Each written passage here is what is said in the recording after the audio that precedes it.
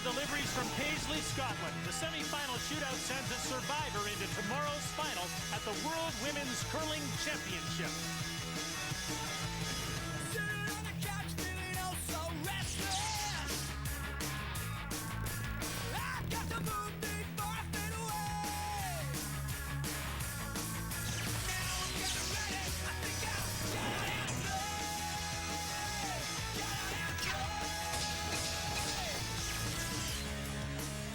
Back live on Sports Saturday, a beautiful day in the Laurentians of Quebec, about an hour north of Montreal. We're at Mont Gabriel, the Canadian Freestyle Championships, and the athletes are up at the top of the hill by the kicker, setting up for their second attempt here on the hill, and we'll get a new national champion. The men's champion is Jeff Bean from Ottawa, Ontario. He's going head-to-head with the world champion, Steve Omischel of North Bay, Ontario. All right, the World Women's Curling Championships in Paisley, Scotland. Jennifer Jones of Canada couldn't get it done in the 3-4 match in the playoff. She loses 9-5 to Dorte Nordby of Norway. Nordby had won the World Championships back-to-back years in 1990 and 91. Last year she lost to Colleen Jones in the final. Now Dorte Nordby still has a chance at her third Women's World Curling Championship. But she has to take on a tough one in Annette Norberg of Sweden. And standing by in Paisley are Don Whitman, Joan McCusker, and Mike Harris. Thanks, Scott. Hi, everybody, and welcome to semi-final Saturday at the Ford World Women's Curling Championships in Paisley, Scotland. We had anticipated that we might be seeing Canada's Jennifer Jones in this semi-final game, but she ran afoul of an old Canadian nemesis, Joan, in the 3-versus-4 page playoff game, Dorte Nordby of Norway. Jennifer's in good company with the loss to Dorte Nordby. Many of us Canadians have lost to Dorte, and the most especially frustrating part for Jennifer Jones is that she had a lead going into the last half of that game, got completely fooled by the ice conditions, just could not adjust. It was the way it was all week, and let Dorte get away with one here today. Those ice conditions seem to bother the Canadian team from the start of round-robin competition, Mike.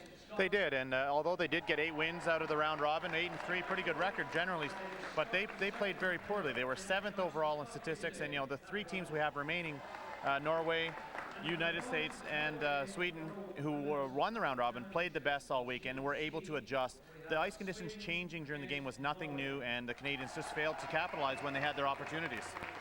Well, the United States, by virtue of Cassie Johnson's victory in the 1-versus-2 page playoff game today, awaits the winner of this game. She has advanced to the final, so it's Norway and Sweden playing in this semifinal game. Mike, Dorte Nordby, she had a 7-4 record in round-robin play, had to survive a tiebreaker, then defeated Canada in the 3-versus-4 game.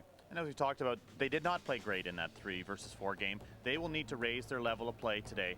Annette Norberg and her team, 11-0 through the round robin, top of the statistics, played great all week. Dorte Nordby's going to have to raise her level again if she wants to hope to compete today. And Annette Norberg may be a little angry coming into this semifinal game after her disappointing loss to the United States. They controlled the page 1-2 game right until the very last rock, where Annette Norberg's rock also ran straight and was keen, just the same as our page 3-4 game earlier today. They are aware of the ice conditions. Annette Norberg, we've seen before, play very well in the Continental Cup the last 2 years, roasting the Canadians, and also losing the final in the Worlds in 2001. This is a very good team, hungry for a win. Well, we look forward to this semifinal. Norway, represented by Dorte Nordby, a 2-time world champion, against Annette Norberg of Sweden.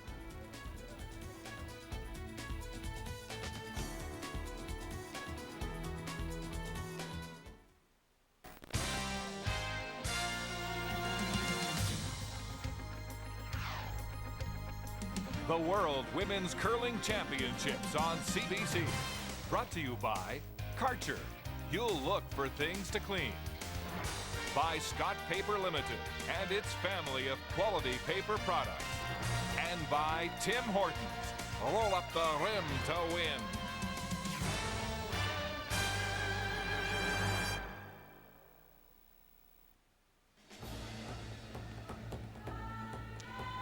Welcome to the Lagoon Leisure Centre in Paisley, Scotland, about 11 kilometers west of Glasgow, as Norway and Sweden get set to begin this semi-final battle. Sweden will have last rock advantage on the opening end. Camilla Holth to get things underway for Norway. Not much time for the Norwegians between their victory in the 3-versus-4 playoff game against Canada to the start of this semi-final contest against Sweden. Sweden in the 1-versus-2 page playoff game lost earlier today to Cassie Johnson of the United States. And as we mentioned earlier, this is the first year that 12 teams have participated in the women's world competition. So as a result, that 11-0 record for Sweden is the best that any team has ever achieved in World Championship play. The best possible record in the past, 9-0, when there were only 10 teams involved in the Worlds.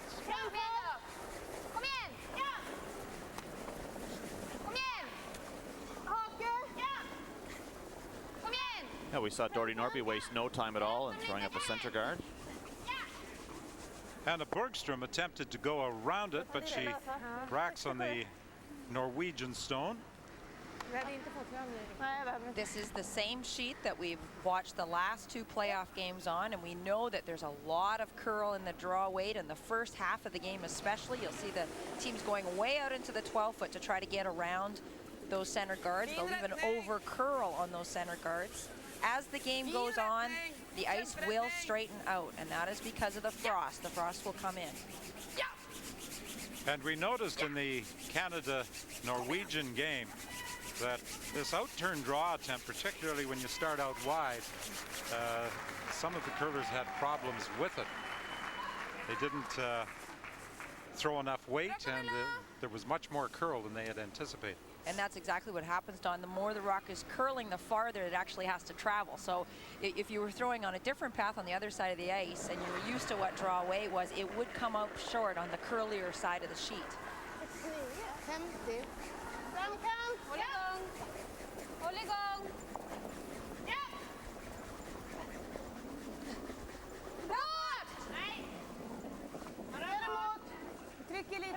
This time Bergstrom gets past the stone out front, which is her own, comes down on top of the Norwegian rock. Bergstrom played in the Continental Cup in 2003 in Thunder Bay.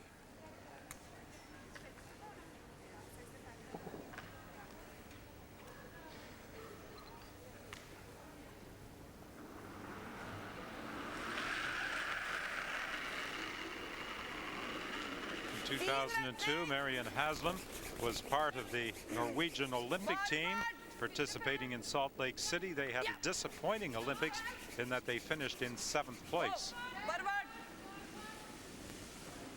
And talking to members of the Norwegian team, Dordy Nordby said it's 99.9% sure that this will be the same team that will be going to Italy for the Olympic Games. Well, Sweden had a perfect round-robin record. They won all of their games.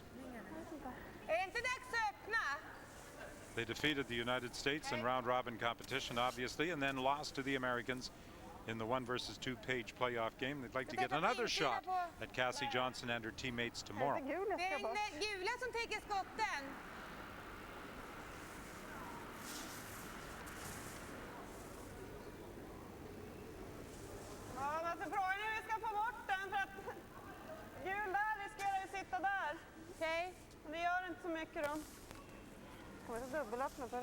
Sweden in some trouble this first end. They have last rock. It is Norway's yellow stone, that shot stone. So I think Annette Norberg is looking at what are the options for peeling stones, for getting rid of rocks out front.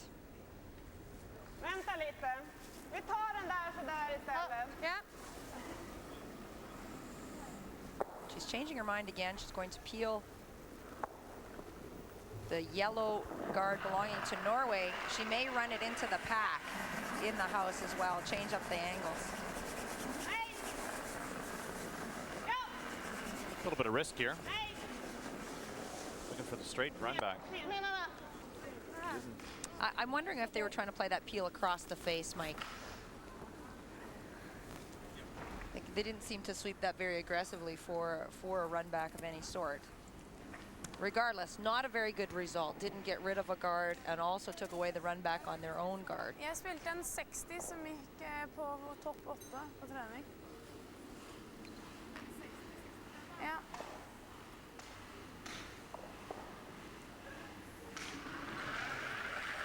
Marianne Haslam attempting to come down and just tap back her own stone. This is on the guard already. Not nearly enough weight, and Skifta. Kom in. loses its turn at the end. So they may have picked something up halfway down the sheet. Good chance now for, not a good chance, but there's an opportunity to make an in-turn tap back here.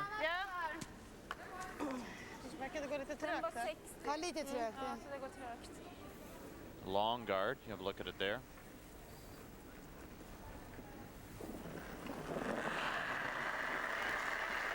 Catherine Lindell has to play a backline weight tap.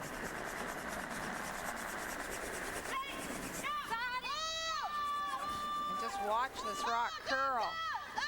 They just get it past the guard, just past the second rock to make contact with the shot stone to lie two. And easily get it out. Wonderful shot.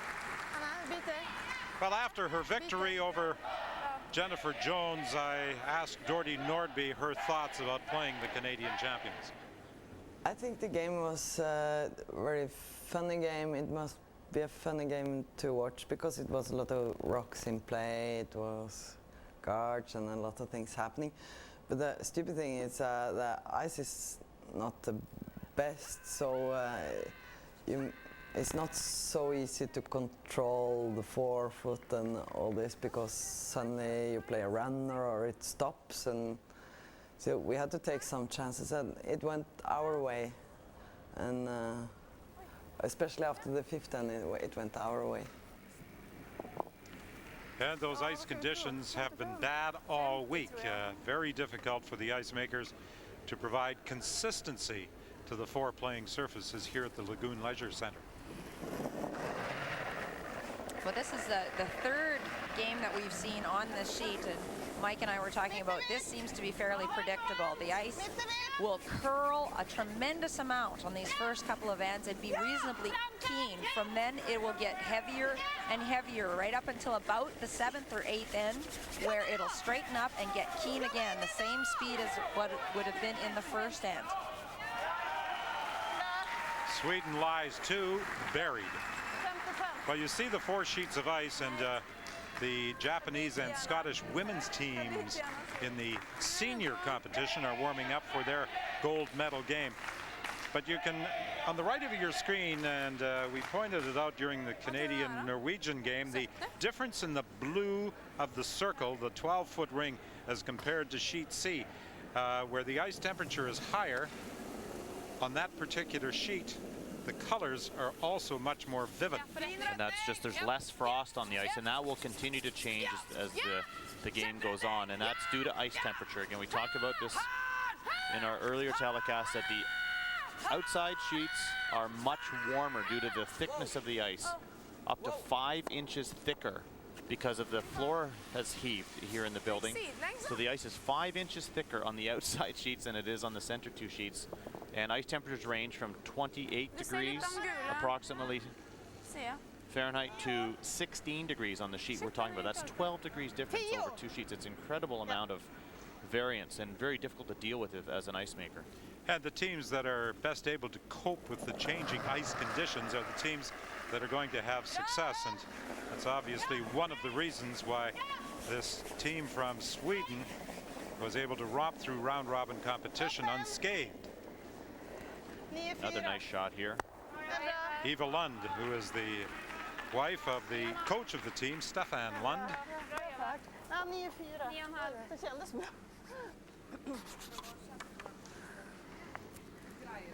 The Swedish team has a Swedish coach, so does the Norwegian team. Soren Gran, who won a World Junior Championship in 1982, is the coach of the Norwegian team.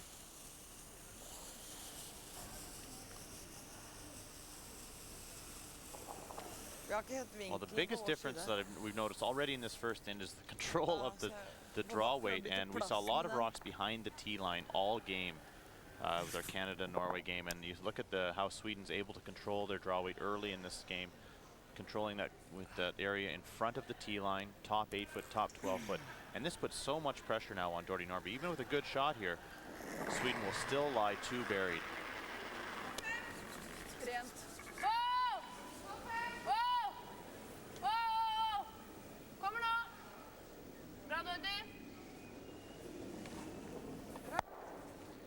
Sweden still lies 2 as Nordby removes one of the Swedish rocks.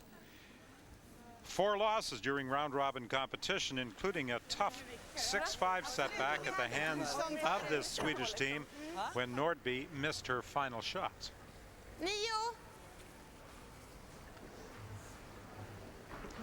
But a great opportunity for Sweden with last rock on this opening end, with a hit and a little inside roll to score multiple points. There's also an opportunity here just to play a draw. If a nose hit here will allow Nordby to play a draw herself. And the hit and roll generally thought of as just a slightly more difficult shot than the straight draw. But we've seen Annette make everything here this week.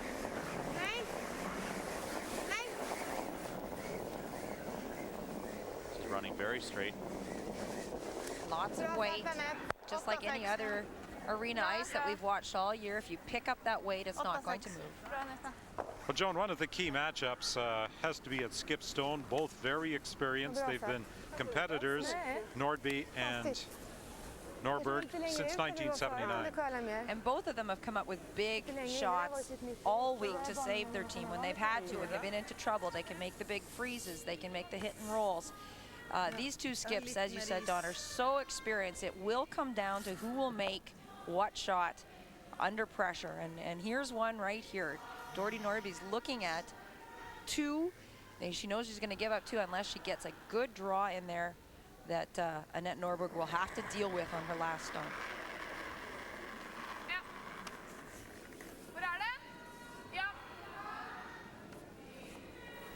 The sweepers aren't coming anywhere near this.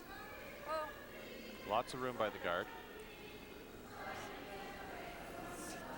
She came past those guards by a wide margin, and she's also thrown far too much weight. It's going to be a draw for 3 for Annette Norberg with the final stone of this opening end. That would be a great start for the Swedes in this semifinal battle for the right to face the United States in the championship game tomorrow.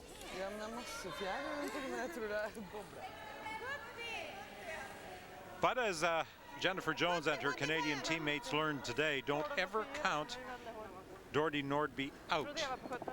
5-2 Canada led after 5 ends of play. They looked to be in control, and they wound up losing a final score of 12-5. Although they did not complete the last end, they still, for official purposes, gave Norway a score of 3 and the 12-5 win.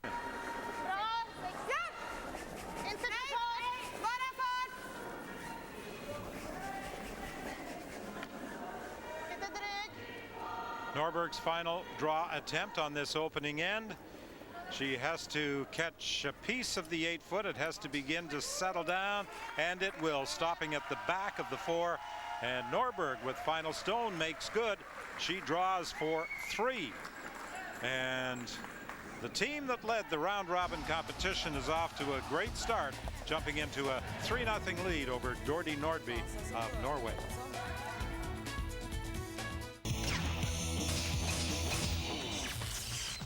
For Annette Norberg and her Swedish teammates, 3 in the opening end. Really taking advantage of last rock to get off to a big start.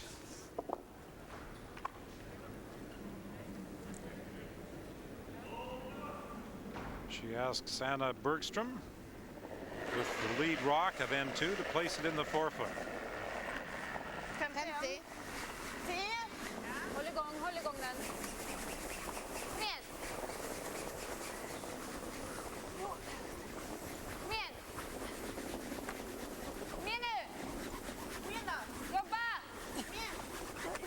This team really has developed under the shadow of the great Elizabeth Gustafsson from Sweden.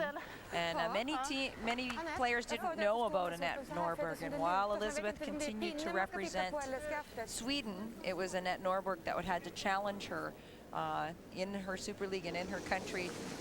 And so when Elizabeth retired, it was very natural for Annette Norberg to continue the great play representing Sweden and getting close to World Finals over and over again.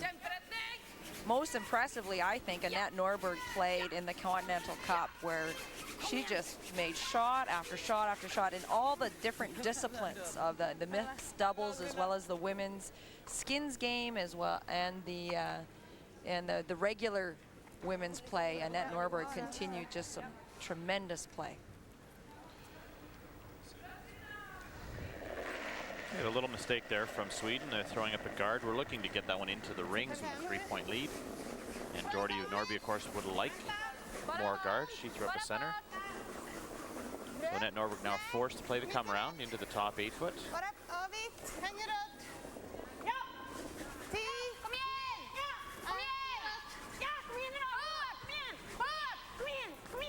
It's quite a good shot there.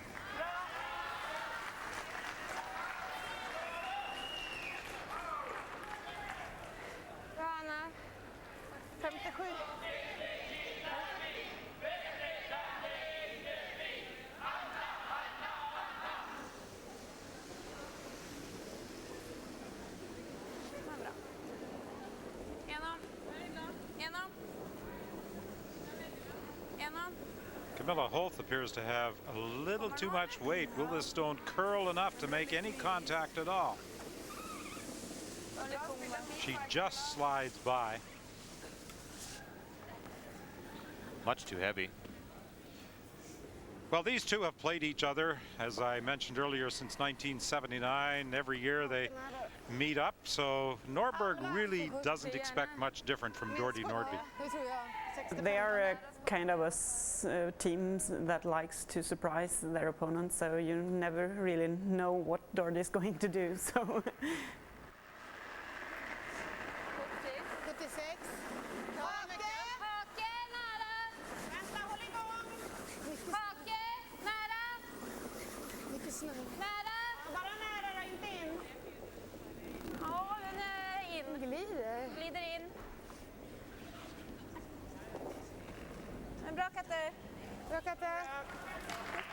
So the Swedes have 2 stones in the rings and the possibility of a run back now from Nordby. Just nice control of draw weight, though. I just say again, the difference between teams that are playing well and teams that aren't is just getting that stone to stop 3-4 feet short of the tee line. Even though the stone is open, it's not a bad position for Sweden. Miss here from Marianne. Marianne did not throw that very well. She rolled it right off of her fingers. It turned it towards the target.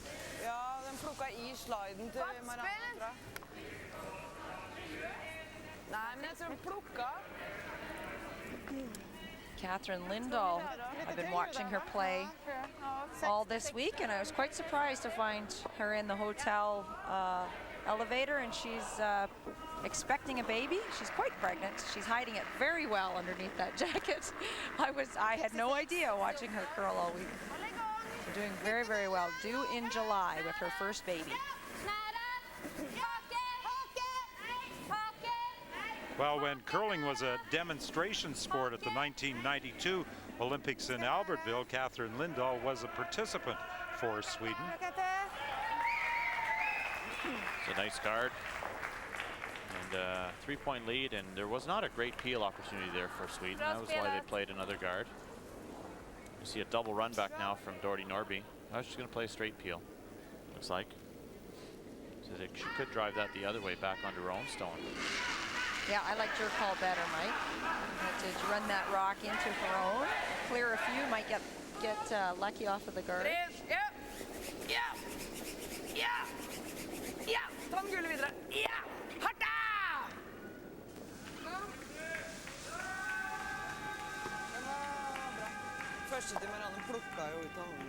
And again, Norberg is calling for another guard out front.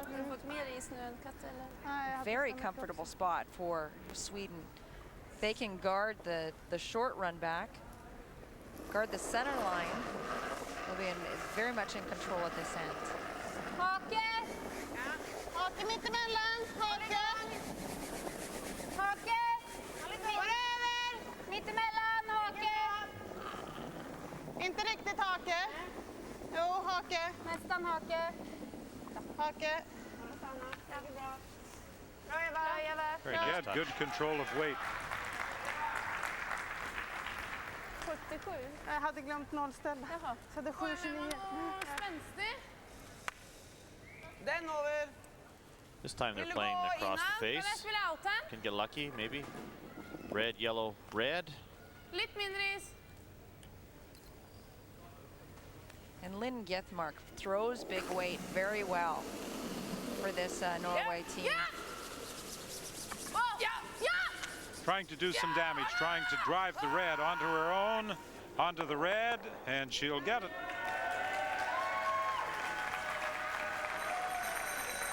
Things look much better there, at least for Norway, although they don't have one in the rings. They'll have several options.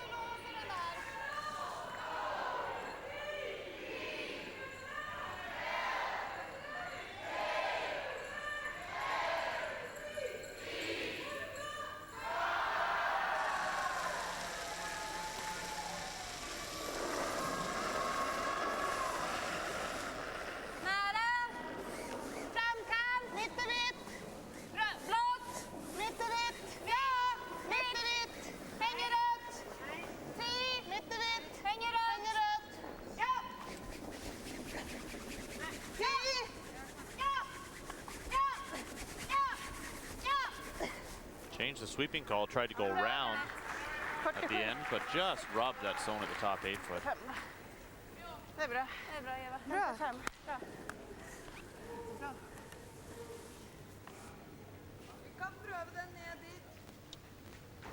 They're just papered that one in the 8 foot. So again, Nordby wants the stone sitting closest to the center line removed. Trying the run back. It's over curled. Now just going for a straight peel.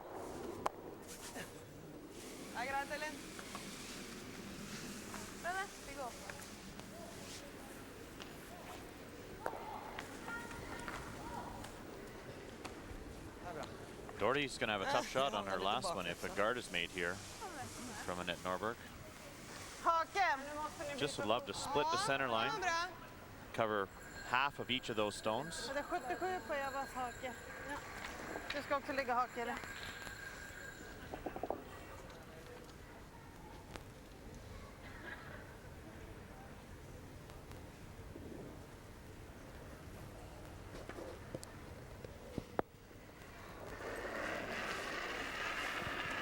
Norberg first played in a Women's World Championship in Milwaukee in 1989. She finished in third place that year. Heather Houston was the world champion. Need to get this to curl right over to the center line to cover the stone at the top 8 foot. It's not going to make it. Just light. Double chance here. Absolutely.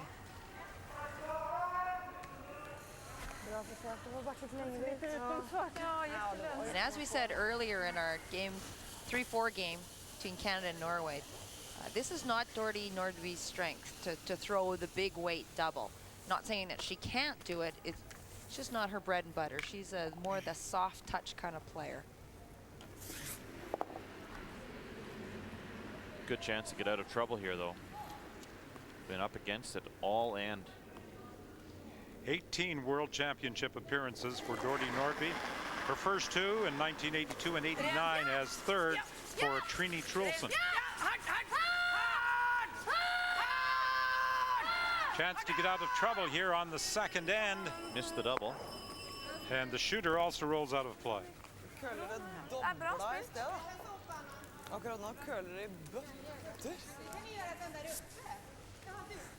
Det er kult å bøtte bananer. Nordberg wants to play another guard.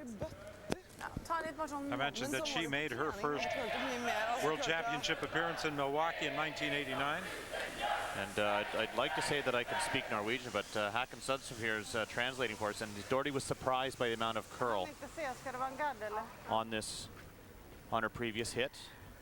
And we're going to see a guard now from Annette Norberg.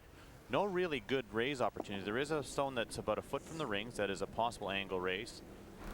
You come in for a biter here, it'd be nice. Really put some pressure on Dordi Norberg. Do not want to slide this into the rings wide open and leave her the same double to get out of trouble. Force her to play that angle raise if you have a chance. But you can come into the rings and be half and half. Half behind the guard and half guarding the rock in the button, in the forfeit area. Starting to finish now.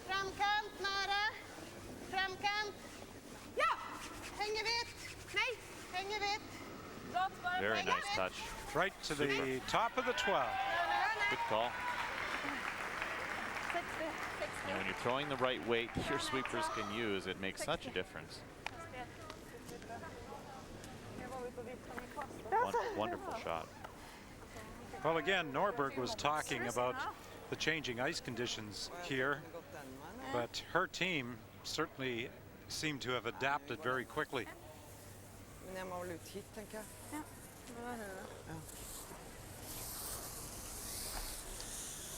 Dordi has really no option here but to try to draw, try to tap that stone back, bring in the outturn through this port, try to get to the stone on the button and just move it back a couple of feet and score one very tough shot.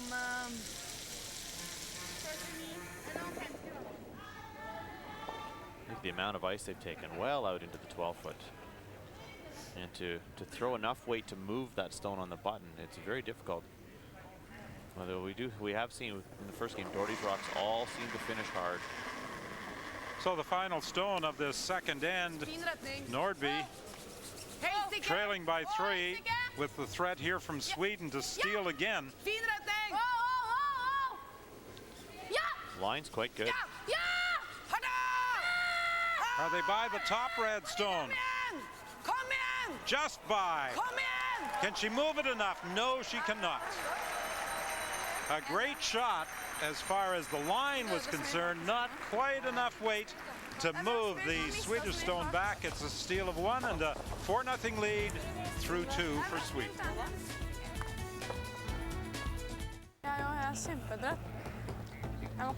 The River Clyde just outside the city. We're talking to you from Paisley, Scotland, the 6th time that the Women's World Championship has been contested in Scotland, the very first, 1979. We talked about the familiarity between Dordi Nordby and Annette Norberg, and Dordi talked about the number of times these two have hooked up. We also played with these girls in Continental Cup twice, so we know these girls very much, and it's a really, really good team. It's probably one of the top best teams from Europe. And it's very fun to play against Annette because she's also an offensive player. And I talked earlier about Milwaukee in 1989 when Heather Houston won. Dordi Nordby then was playing for Trini Terrelsen, and they defeated this same Annette Norberg ranked in the semi-final by a score of 5-4. Den var bra. Den var fin. 3 other World Championship appearances for Norberg: 1991 in Winnipeg, 2001 in Lausanne, 2003 in Winnipeg. And each time, her record was 7-2 in round-robin competition.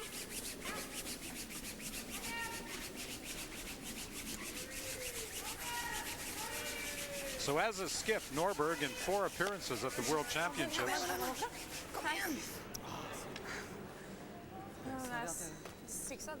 32 victories in round-robin competition. 5 appearances counting 1989, 37 victories in round-robin play, as opposed to just 10 losses. We just saw a hogged rock by Camilla Holt from Norway. This is the point in the game where it'll now start to get heavier, and we'll hear the frost underneath the brushes as it'll come in into the rings from the sides and from the ends of these sheets. And draw weight will become heavier and heavier and heavier until, as we saw in the last game, till about the 8th end. So see what rocks just stop gliding. They'll get into the house and you'll see them hit some frost and just stop short. Yep.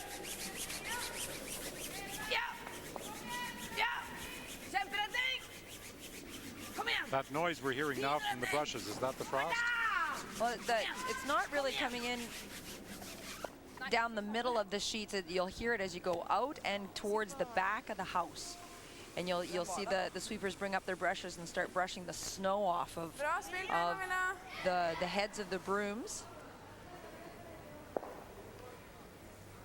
And as Mike had pointed out earlier in the telecast, you know, the color of the rings is even affected because there is so much frost already as a base layer. And many people would say, well, why didn't they fix it? And I think Mike explained that as well, that if they try to adjust the temperature of these middle sheets, the outside sheets melted. And up until this point in time, they needed all 4 sheets for the round robin play. Now that we're down to just 2 sheets being used and tomorrow down to 1, we may see some adjustments overnight. Vi drar hit.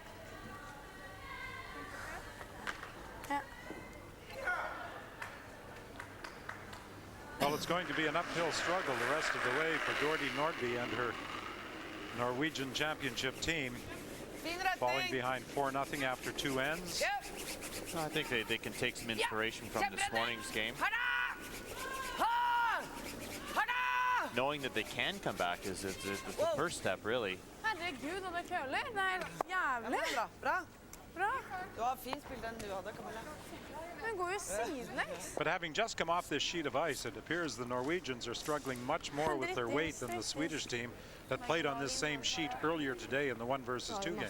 Well, sometimes it's hard to remember that early in the game, things were moving so much harder than the last couple of ends, which is what Norway just came off of. And again, Hacken is translating for us and is saying exactly what you're reiterating. What you're saying is that they're surprised, still surprised and frustrated by the amount of curl that is happening here early in the game. But I think if they did remember the beginning of the Canadian game this morning, it was reacting exactly the same. It straightened up though as the game went on. Easy for us to say up here. It is actually. I don't miss that many from up here. Occasionally. Not very often. But it is true. This is very similar to our game earlier today. There's a lot of movement on those draws where you could miss a guard by a foot and be completely buried in front of the tee line.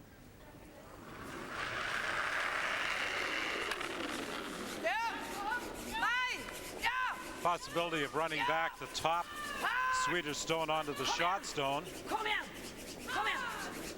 Kom igen, Lindell! And she'll get them both. Very nice. Well done. Marianne Haslam with a key shot for the Norwegians here on N3. Så det er veldig bra skyt på.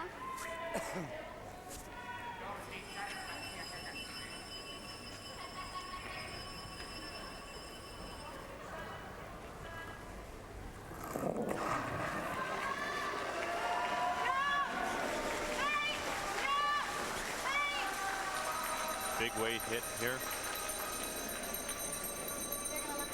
For a little double. And spins into the rings. What a great shot. Behind Very cover. Good. Very good shot.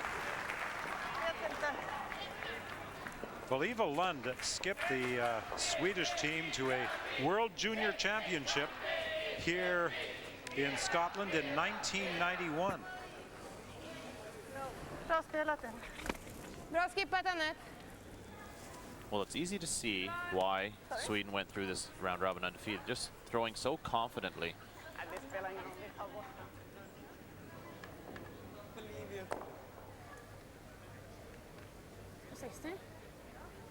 Helst 55 eller helst 65? skal du aldri vite. Vil du ha mindre eller mer? Nei, jeg snakker ikke om det. Jeg snakker om farta. Lynn Githmark, 23, the youngest member of this Norwegian team.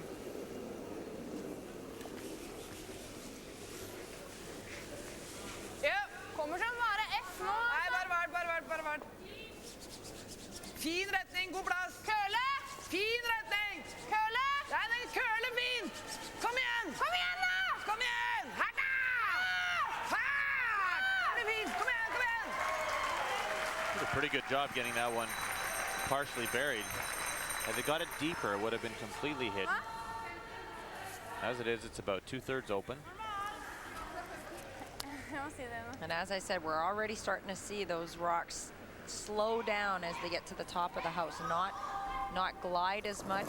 Sweepers aren't able to carry them. You know, as a sweeper, when the rocks start slowing down like this throughout the game, you need to sweep them early so you have momentum going into the house, because you will not be able to make them glide at the top of the rings. Well, this Swedish team has been most impressive through the first 3 ends, making shot after shot.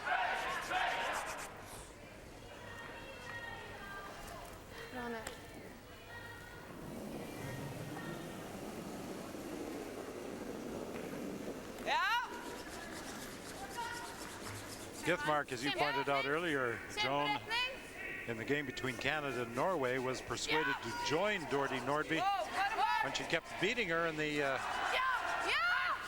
national playdowns in Norway, but couldn't get a spot at the World Championships. Well, a different system used in different countries.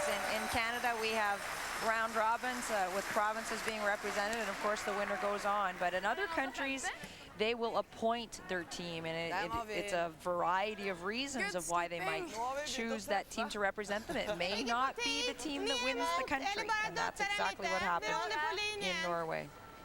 That was a great shot there from Lynn Githmark. Hopefully jumpstart her team into scoring a couple points here.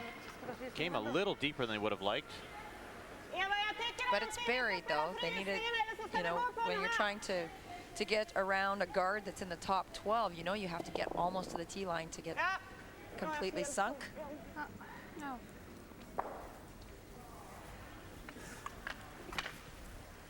Norberg will try and follow the same path. Norberg made some fantastic draws in the 1 versus 2 game, saving her team against the U.S. when there was times when it looked like U.S. were going to get multiple points and Norberg would freeze.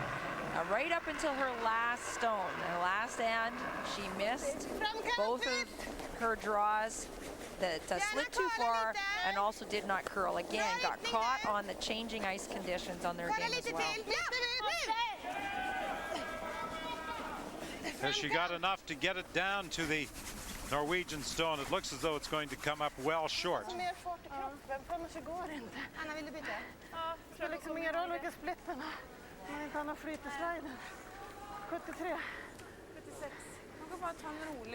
Now a bit of a problem for Dordy Nordby in trying to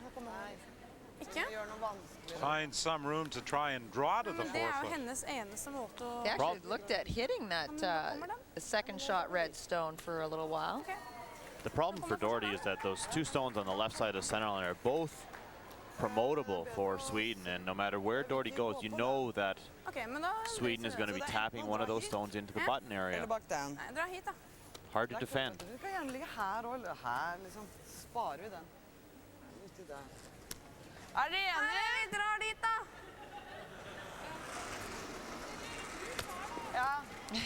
Lynn Githmark was saying there's so much curl she went out onto the walkway to give the broom for Dordy Nordby. Dordy just yelling down to see whether the team liked the original call. And just let's play the intern. And look where the brush is being positioned, almost at the sideboards by Githmark. Now, the reason why they do this, I want you to watch how Dordy Nordby releases her stone. It's very different than the Canadians, who would put a lot of rotation and be a positive extension towards the broom. When Dordy lets go of her rock, it'll be a very slow rotation, maybe 1.5 turns, and it'll already start to turn towards the target. In Canada, we'll talk about a 2 o'clock start where we'll take our intern and we'll point it to, 10 o'clock on the clock. Watch, she'll be already pointing it at the broom and then turn it towards the target. It'll start curling very early. Hard to follow her stones. Kjemperetning, ja! Kjemperetning! Ja! Kom igjen, prøv så godt dere kan. Kom igjen, fin retning! Fin retning, kom igjen, hardt! They have to get it past the red stone. Fortsett! Fortsett! Beautiful shot by Nordby Nordby as she comes down to the top of the 4 to lie 2. Wonderful shot. How the tides have turned. Nordby Nordby has a great chance to get 2, maybe 3 if Annette Norberg cannot remove one of these yellow stones. That is the call. I don't think there's a double there. That yellow stone Nordby just threw is about a third buried. Very tough to miss the guard tight enough to make the double. Don't even know if it's possible. So Annette Norberg's just trying to get rid of the one of those yellow stones. By hitting the first one, she'll knock the second one out and concede 2 points. A bonus would be the double here for Annette Norberg with her final stone. But there is a danger that she could give up 3 if she doesn't get past the red stone. And that's his. Whoa, she got a break there. Oh, huge break. Wow. Very, very fortunate. Just when it looked as though there was going to be a draw for 3 for Nordby Nordby, watch what happens with the stone that ricochets off the other red stone. It spins fully into the 4-foot. And there is really no way to get that stone out. Virtually impossible. The only shot is maybe an out turn draw for 2 to the side of the button, which is definitely there. Bad break for Norway. Good break for Sweden.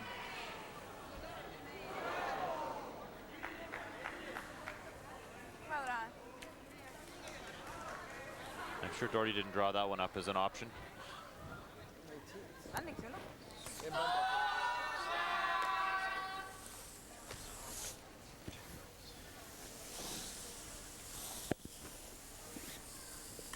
Hacken again was just mentioning that the Swedish team was also surprised the amount of swing on that last hit. They weren't really sweeping that very hard most of the way down. Got caught at the end. Well, this goes from an easy shot for 2 to a very difficult one.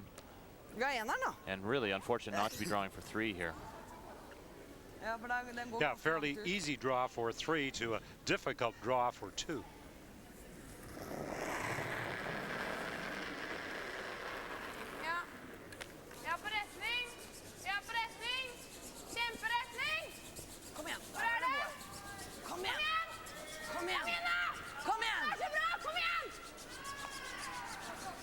Haslam and Holth couldn't do anything with the stone. It was short all the way.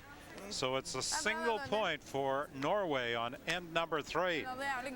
For a moment, it looked as though she was going to get 2 and maybe even 3, but a fortunate break for Sweden. It's a 4-1 lead. Tomorrow at 10 Eastern Time on the full CBC network, we'll have the final of the 2005 Women's World Championship from Paisley, Scotland. It will be Cassie Johnson of the United States against the winner of this game between Nordby Nordby of Norway and Annette Norberg of Sweden, with the Swedes leading 4-1, playing the 4th end.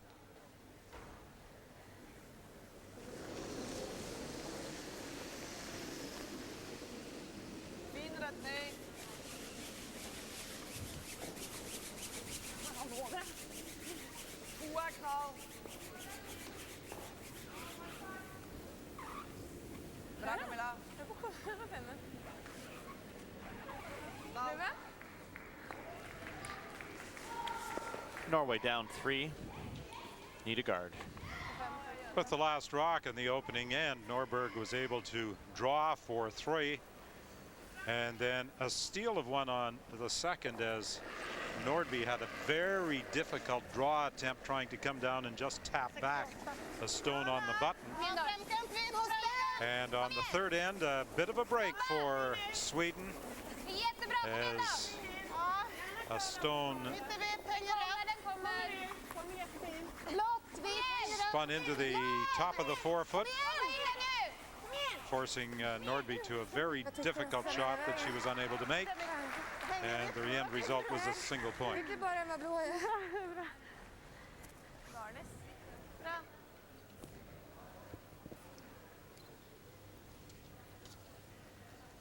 In 1990, Dordy Nordby won her first World Championship in Västerås, defeating Alison Goring and then beating Scotland by a score of 4-2. And the following year in Winnipeg, an 8-1 round-robin record, and she beat Julie Sutton by a score of 4-3 in the final. On 3 other occasions, she has been runner-up for the championship, the most recent being last year to Colleen Jones.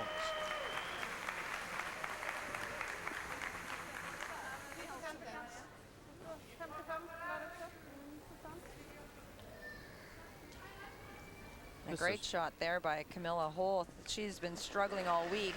Anna Bergstrom has led the leads with a 78% average, and that tells the story of the ice conditions this week when your top lead of the entire round robin is only shooting 78%. We're used to seeing numbers in the low 90s, high 80s for leads. Look how much movement there is on this stone. It almost curled totally away from the rings over the last 4 or 5 feet. Dordy Nordby's going to ignore that stone. She's in steal mode. She's down 3 points and rocks in play and a guard out front. Very nice opportunity to tap her own stone up to the 4-foot. Well, she has had a history of surprising opponents in the past with some of the calls she has made. Expect one thing and she'll do another. Sweeping that for line, over curled.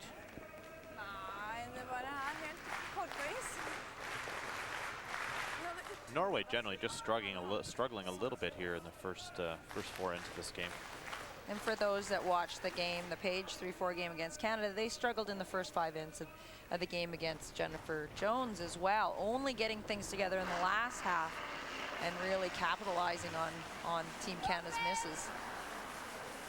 But it wasn't so much over the last half of the game against Canada that they made great shots. It was just that they were getting away with shots because Canada was unable to come up with a really good shot when they needed it. Well, and again, no offense to Jennifer Jones, but Sweden is playing a lot better than Team Canada was, and it's going to be that much more difficult to come back against them, the way they're able to control their draw weight. And when you come up against a team that's playing very well, you need to be that much more precise. And so far in this game, one lucky break from being 4-3, but Norway's been in trouble virtually every end. And only a great shot by Dordy on her first one last end really set up a possible chance for more than 1 point. Will this stone curl enough? They're going around it now. And they do get around it. And right at the side of the button. Plan B worked out really great. I wouldn't have called that one, but it turned out great. Watch how much this buries around this stone at the top 4-foot. Just by, gets about half buried. Incredible amount of curl.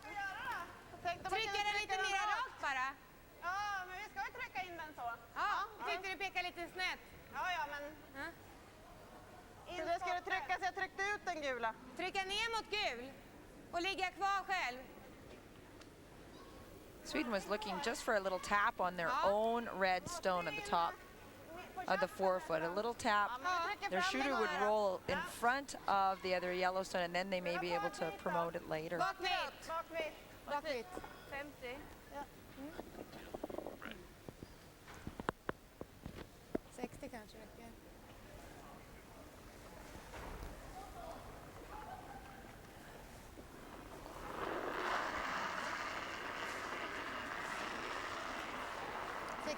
Gärna! Ja, kör då. Bra fart! Fint! Tryck! Det blir lång tur. Bra fart! Ja! Lindell just trying to tap her own back. The weight looks pretty good. Can she move it far enough? Not quite. Bra, Tete.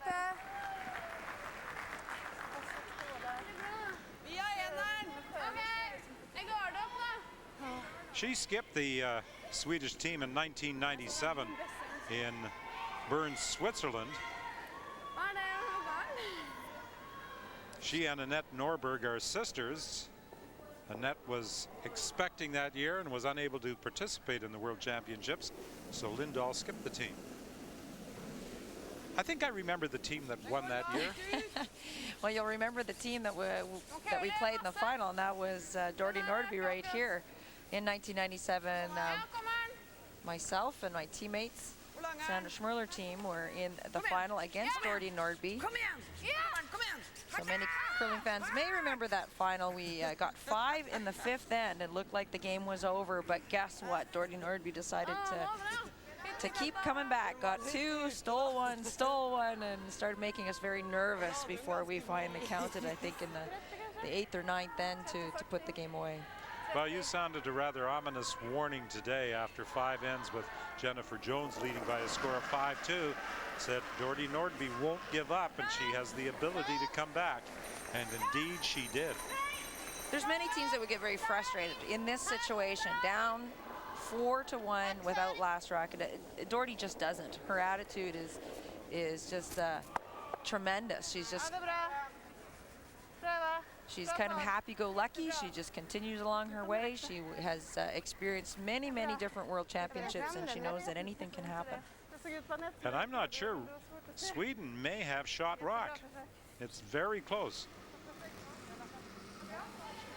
Well, again, upon further review, it's Norway. And for many curling fans know that Don Whitman will always make a guess, and you know he's seldom wrong.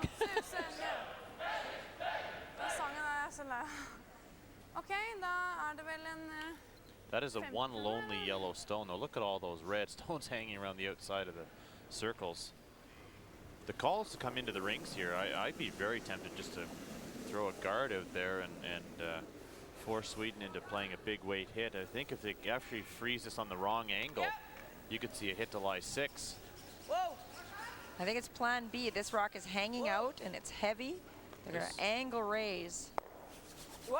That was really not close to anything that they called. Yeah. And it's going to work out very well. That's what Dordy Nordby got. Very close. A good sense of humor too. I think that's plan Q. At least.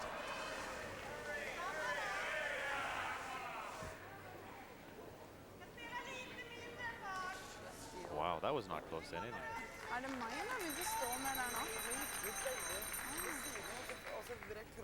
Didn't Githmark have a somewhat similar shot against Canada earlier today where it wasn't the shot that was called for at all and it turned out pretty well?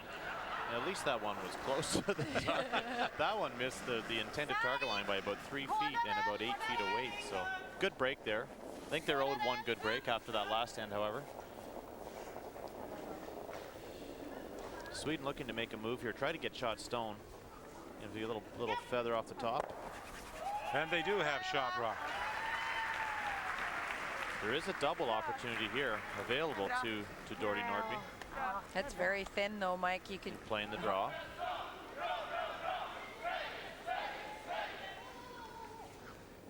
And she knows how lonely that yellow stone of hers. She needs another stone in the rings. All 6 Swedish stones have been thrown so far are in the play. I was just sitting here thinking, is there any possibility that we could see an 8-ender? Don't even say it. Yes, you're going to see Dordy try to come into the top of the button.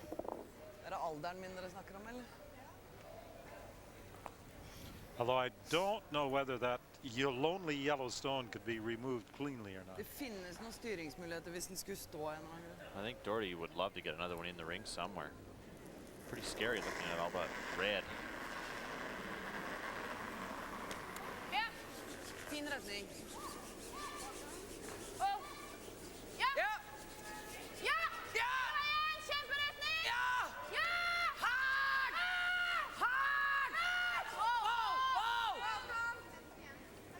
not light. Kom igjen, Linn! Her! Second shot. And it does the job. It gets another rock in the ring, so that she takes away the threat of that multiple score. 8. I never said that before. I said take away the 8-ender. This is good. Men det er alternativen andre. Wow.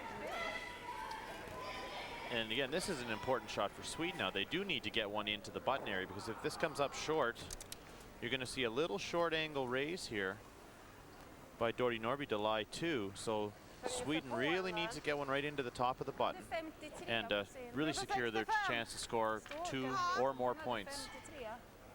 Don't allow Nordby to play any big weight on that stone and lie buried. Lie 2 buried. Men jag tror hårdare alltså. Jaha, 60 då.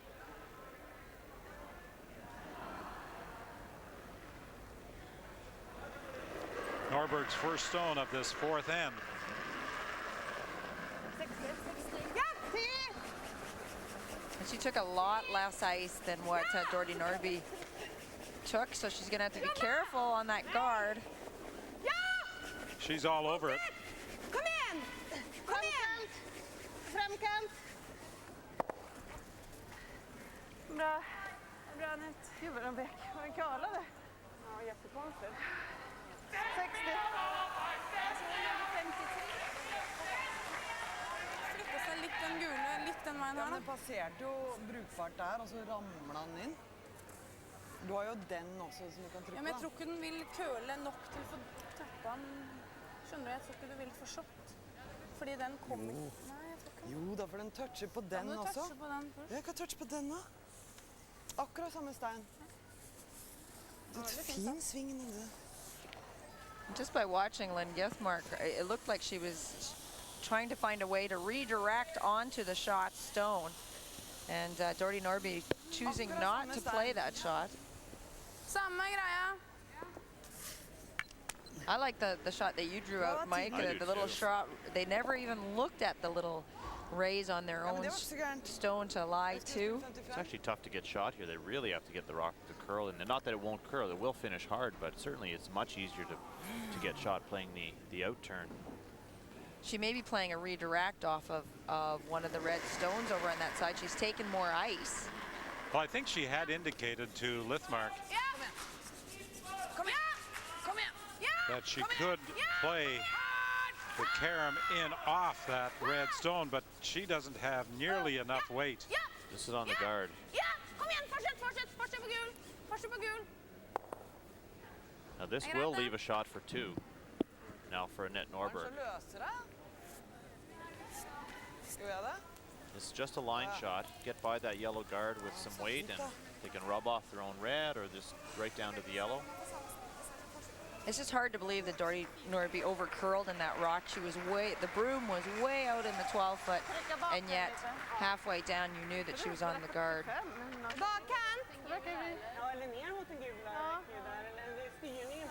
Då är det 50 i sin split, och när det kommer upp i linan så tappar jättemycket. Fast nu ska vi inte upp dit. 40-45. And this will finish hard in here. Just got to get by the guard. And taking much less ice than Nordby had. But again, free shot. Nice to have a free shot at 2 here. That could have been much worse.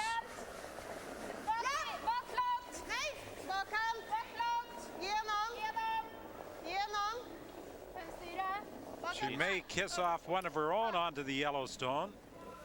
Styrningen där, kom igen. Oj. Bra försök. Bra, Annette. She gets just 1. There was a chance she could have caromed off her own red onto the Yellowstone. That was second shot. But she winds up with a single point out of an end that had possibilities of really being big.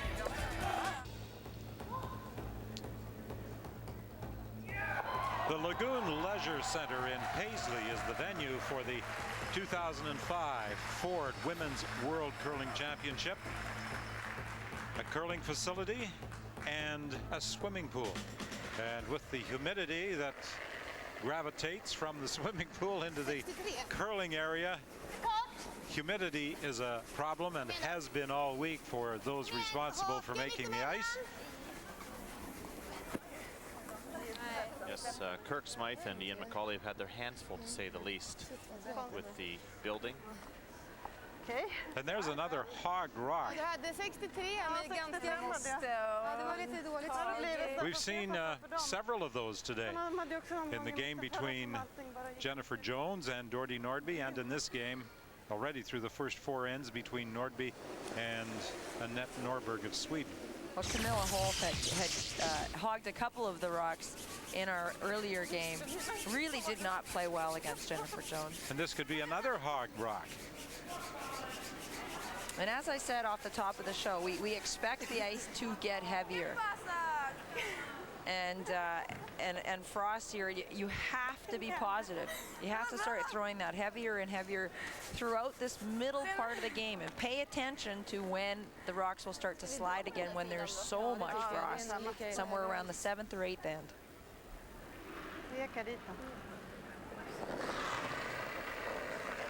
Anna Bergstrom at 31 is the youngest member of this Swedish team.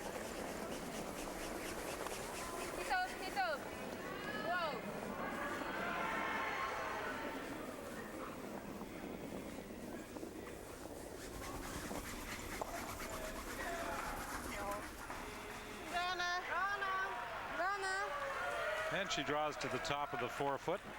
She played in the World Junior Championship in Sofia, Bulgaria in 1994 and in Perth in 1995.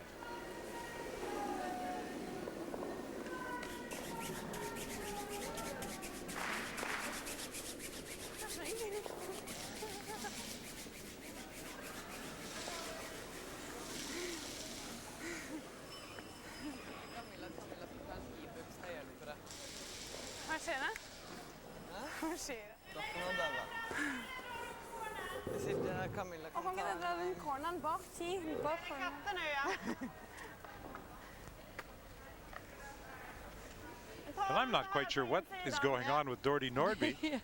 She's strolled almost all the way down to this throwing end. She's come to talk to Camilla, apparently. She's still smiling, so it can't be that bad, really. And they've missed the peel attempt on this corner guard. And now Dordy makes her way down to the tee head.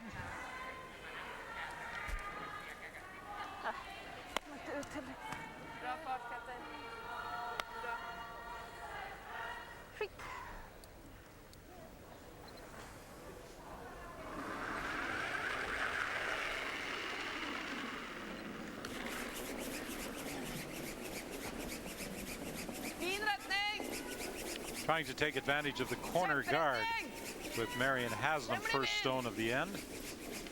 Looks like she's going to be on it. Oh, they just got it by.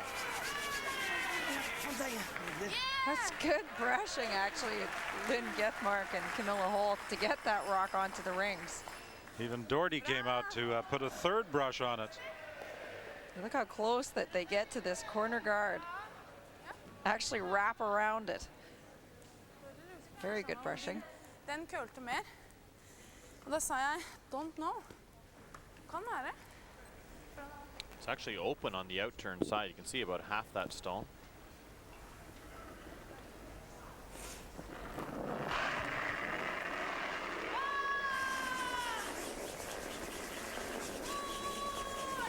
Gotta be careful they don't jam this guard on their own. There was the danger that they could drive the guard onto their own stone sitting at the top of the 4, but it's peeled off and no harm done.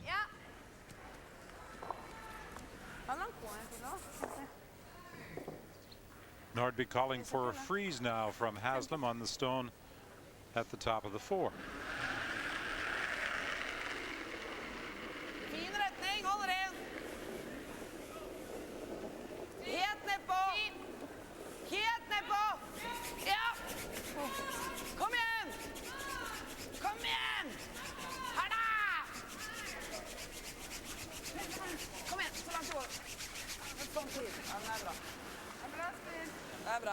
It will come up short.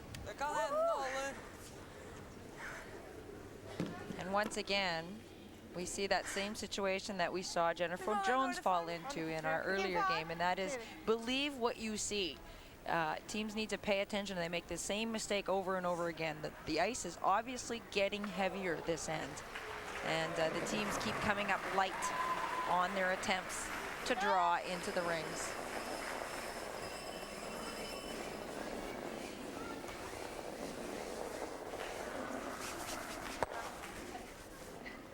Eva Lund removes one of the Norwegian stones.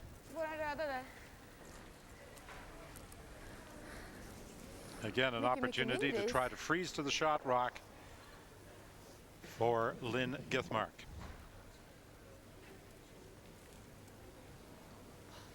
At third stone, Eva Lund has a big advantage over Lynn Githmark. Yep. Fin rättning. Kölle. Even a good freeze here will leave a double opportunity for Sweden.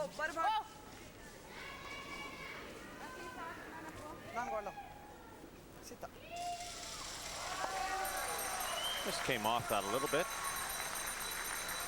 Second shot zone is wide open.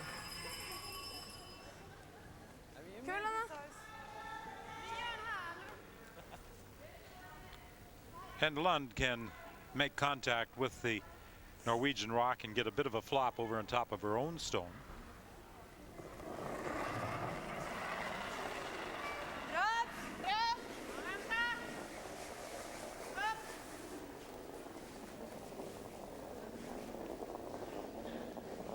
Bra fart. Ta viken då. Bra Eva.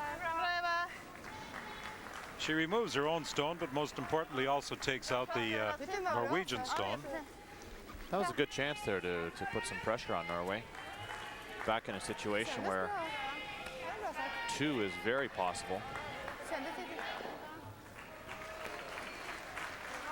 I think the call here from Dordy Nordby is actually to draw around shot stone, which is the red stone on the right-hand side. Very difficult shot. Right now, Dordy Nordby is set up to get her 2 points. Had she walked up and hit the stone, shot stone, she's almost guaranteed her 2 points. Yeah, it's tough to imagine that she'll get 3 out of this with just the 1 stone in play, and I think you'd really like to be second shot here. Their shot stone. She is. But, you know, a nose hit is available to Sweden and can lie 2. Maybe take the end away. Force Dordy Nordby to making a double. Tricky on tough ice, though, to make these precision hits.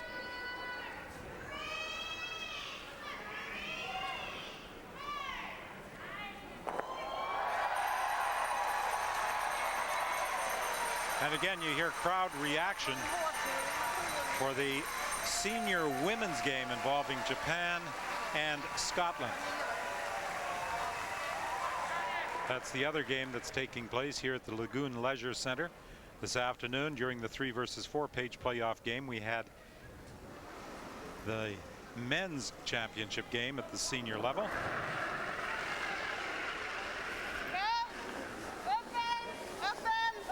Baz Buckle of Corner Brook, Newfoundland, the winner, as he defeated the United States.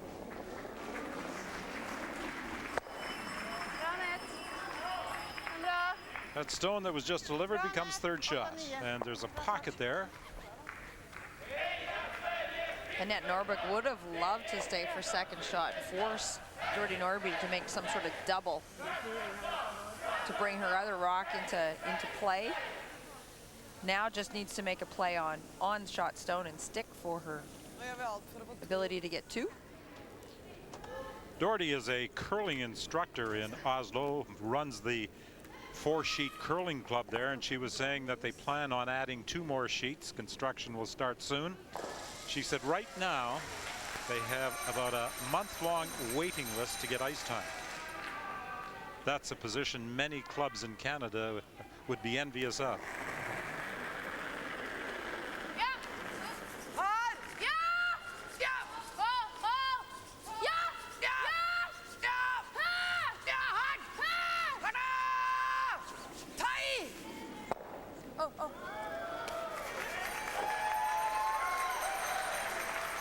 Sweden just trying to roll that over, leave a double. This is how the skips, Annette Norberg and Annette Nordberg, compare through 4 ends. Not great numbers for either skip at this stage of the game.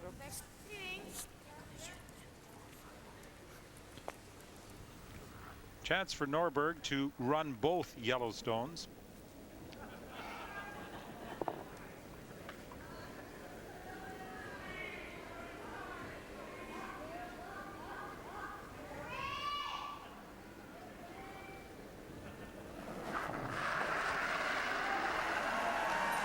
In 2001 in Lausanne, she lost the final to Colleen Jones. After going through round robin with a 7-2 record, will she get both of them? She jams it. So now a chance for Annette Nordberg to draw for 2.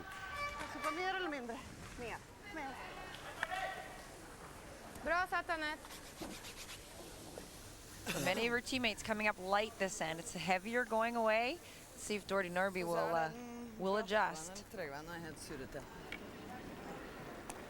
Well, if she gets her deuce, she would find herself in a somewhat similar situation to the 3-4 page playoff game against Canada, where she trailed 5-2 after 5 ends. Here, a pair would make it a 5-3 game for Sweden.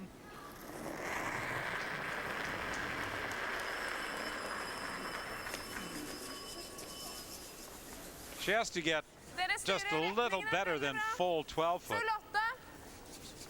Annette isn't even watching the shot. She threw it, came back to get her gripper. I'm assuming she sensed immediately upon release that she knew she had draw weight. She puts it right on the button.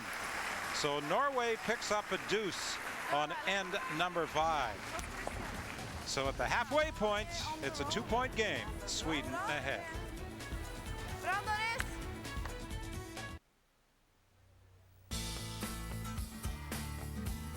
Semi-final at the World Curling Championships for women in Paisley, Scotland. 5-3 Sweden after 5 ends of play. One Canadian team has triumphed in Europe this season. The Canadian junior men won the World Championship over Sweden a couple of weeks back at the Olympic venue in Italy. I had a chance to talk with the Canadian skip earlier.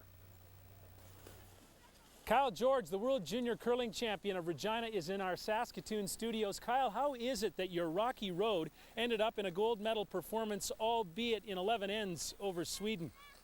It definitely was a rocky start, but we got going during the week there, and we got hot at the right time in the playoffs, and we just played when you needed to play. So. How much has the level of curling in other countries improved? Is that something that struck you along the way?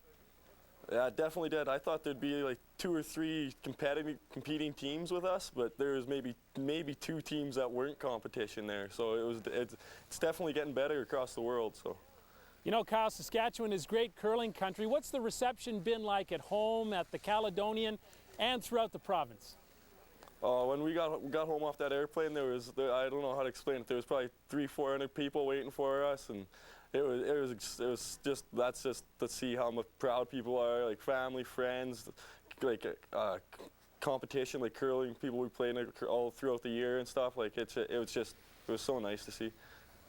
You know, no one from Saskatchewan has won the Brier since Rick Folk back in the 1980s. Does this victory mean, Kyle, that you will make the jump soon to senior curling with winning the Brier in mind? Well, that's definitely a goal of mine, but I got to get on a good squad here first, and I'm sure I can jump on somewhere, but that's definitely the goal for the future.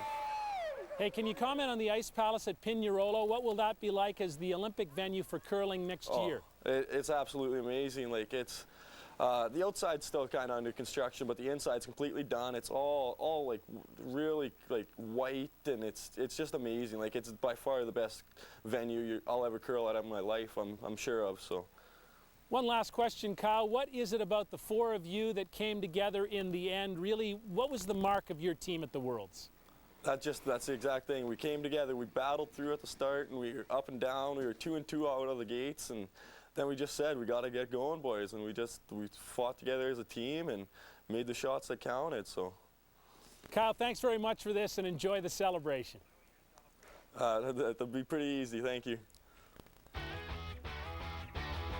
Kyle George of Canada, World Junior Curling Champion. Don't forget, Calling All Canadians coming up with World Cup Moguls Champion Jen Heil of Spruce Grove, Alberta. Call her at 1-800-481-6397.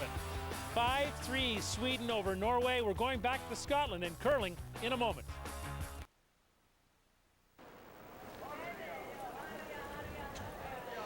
Welcome back to Paisley, Scotland, the home of the 2005 Ford World Women's Curling Championship.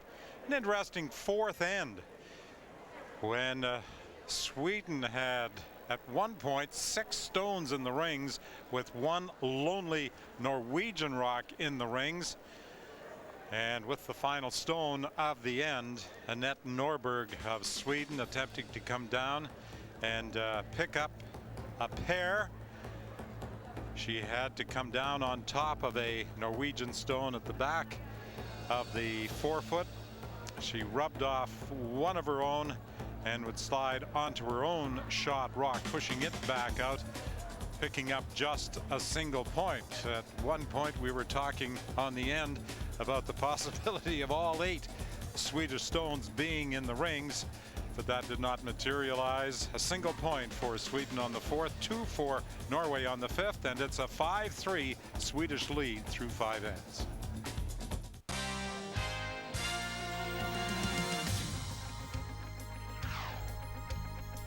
The World Women's Curling Championships on CBC. Brought to you by Ford. Built for life in Canada.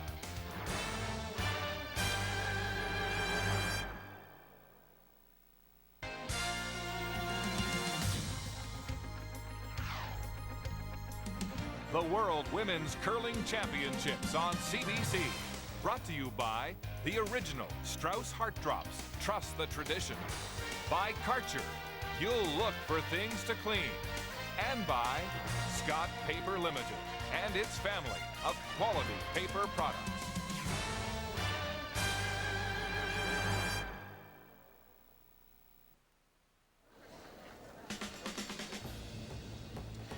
Well, we saw some changes in ice conditions following the 5th end break in the game, the 3-4 page playoff game between Jennifer Jones of Canada and Dordy Nordby of Norway. It'll be interesting to see if similar changes take effect over the final 5 ends of this semi-final game. The winner goes on to face Cassie Johnson of the United States in the championship game. A young team that has been very impressive. Their composure, the way they attack, their strategy decisions, and their ability to cope with ice conditions. They seem to be able to catch on to the changing ice conditions, as we said, depending on what sheet you were on this week, if you're on outside versus inside, and again, early in the game versus the end of the game, that, you know, draw weight was going to be different all the way. And what the U.S. team did that seemed to be worked very effectively for them is they played a very simple game plan.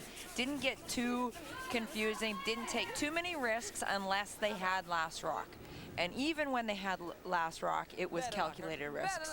And I think that is a more widely accepted way of playing when the ice is very bad. Don't get too aggressive, too far into an end. When you can't get out of it, leaving your skip to draw to the forefoot is a very risky adventure when the ice is changing as quickly as what it does here. And we could talk a little bit too about that is their natural tendency. That is their natural strategy anyway, where again, where Jennifer Jones, every instinct was telling her not to do that. Every instinct in her body was telling her to play aggressively as possible, and it just wasn't the natural reaction on ice conditions like this, and it was very hard for her to play defensively. And we talk over the course of a season of all the different strategy options that are available for a team, and it's easy, as we said earlier, it's easy for us to sit up here and say we've watched the sheet now 3 draws in a row, we've seen it change the same way on each of those 3 draws, but the teams coming into this need to take into account many factors, and one of them in your strategy has to be what the ice is going to give you this end and as the game progresses. And the second one is whether your team is comfortable playing shots in it. It appeared to me in the Canada game in 3 versus 4 against Dordy Nordby that towards the end of that game, Canada lost confidence in their ability to draw because it changed so much. And that really spelled disaster for them when it got to the ninth end. We've just seen a situation when we talk about the curl in the ice of Nordby Nordby coming past those two high guards and the stone coming out the other side.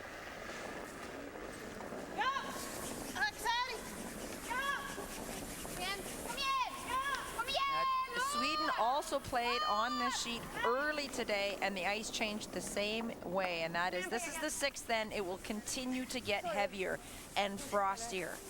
So that what they threw for draw weight, they'll have to add a half second to through this end and the next before they may want to look to see whether it starts to keen up around the end of the seventh and beginning of the eighth end. Marianne Haslam is asked to provide some protection for the shot stone, sitting in the forefoot. Nordby attempting to steal, but this rock, I think, is going to over curl quite badly. Such tough ice to play on. Especially the way, again, the way Norway throws the rock. They don't put a lot of rotation on their stones. They do not push the rock or to extend the rock in a positive manner towards the broom. So their rocks will curl early before they even cross the first hog line.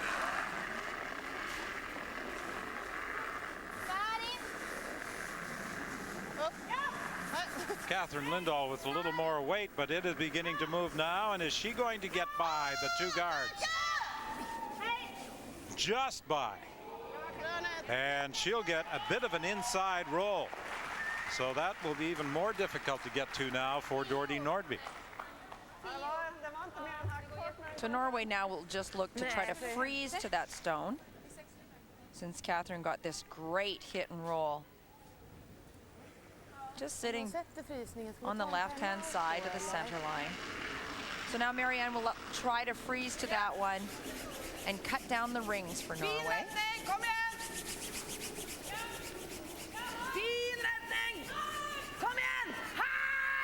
The stone is really beginning to move, and they get by.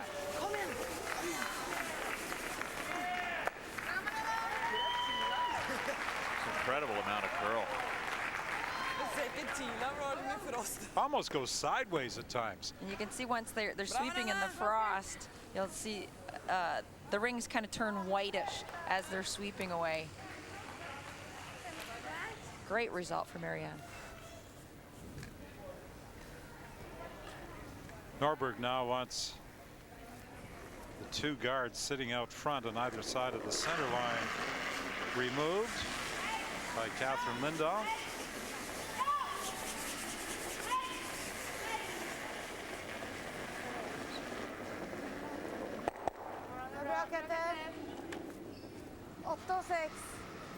Top stone jams the second rock, so there's still protection out front.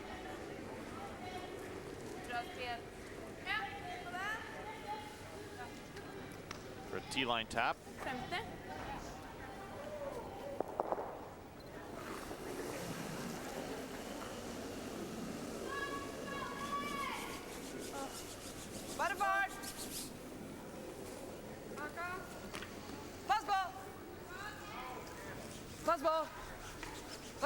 Whoa. Whoa. Kolla. Ja. Oh.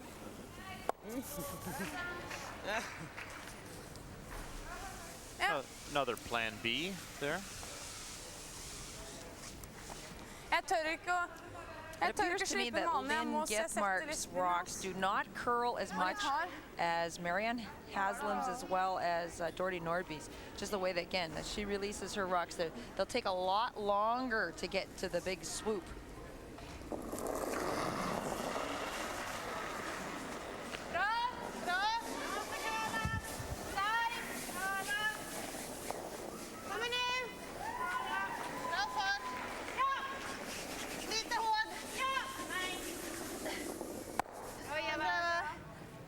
That's third shot.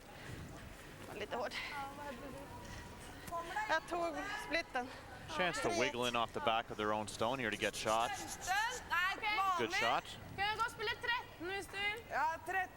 So So they'll play a hit and roll off of this outside red stone and come off the back of their yellow that's in the 4-foot.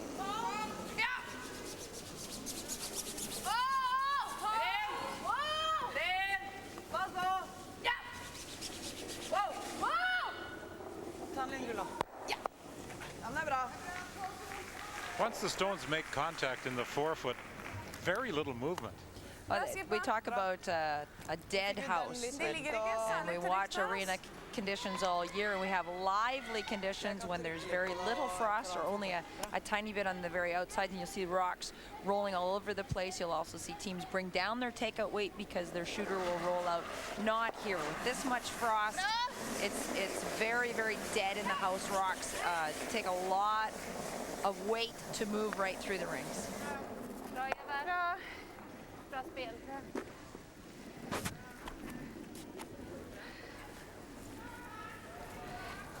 Chance here for Nordby to tap her own stone back onto the Swedish rock, and she could lie 3. I think it's a really great chance for Dordy Nordby. Play a little bit of weight, move that red stone right out of the 4-foot, and force Norberg to play some sort of big weight. Ja, for det var det jeg tenkte på. Og så kan vi gå denne veien også. Og så havner jeg ikke så himmelsk langt ut. Ja, for det knekker jo inn det. Sånn. For da blir det noe alle disse her jeg har spilt tidligere. Ja, hvis du tar is I kanten, så blir det også... For at her hele veien, og den ja, greit. Da tar vi dit. Now, as you said, Dawn, it takes quite a bit of weight to actually move stationary stones around the house. She's going to lose a lot of the weights that she throws through the transfer in these rocks. She's got to be careful that she doesn't throw, just T-line weight. These rocks are not lively in a house. Will not move around very much. And Hakan Sundström sitting beside me just said that they're only playing enough weight to play the bump freeze, not enough to take it out and lie 3. Det ikke mye jeg skal ha frem da. Og retningen viktigst.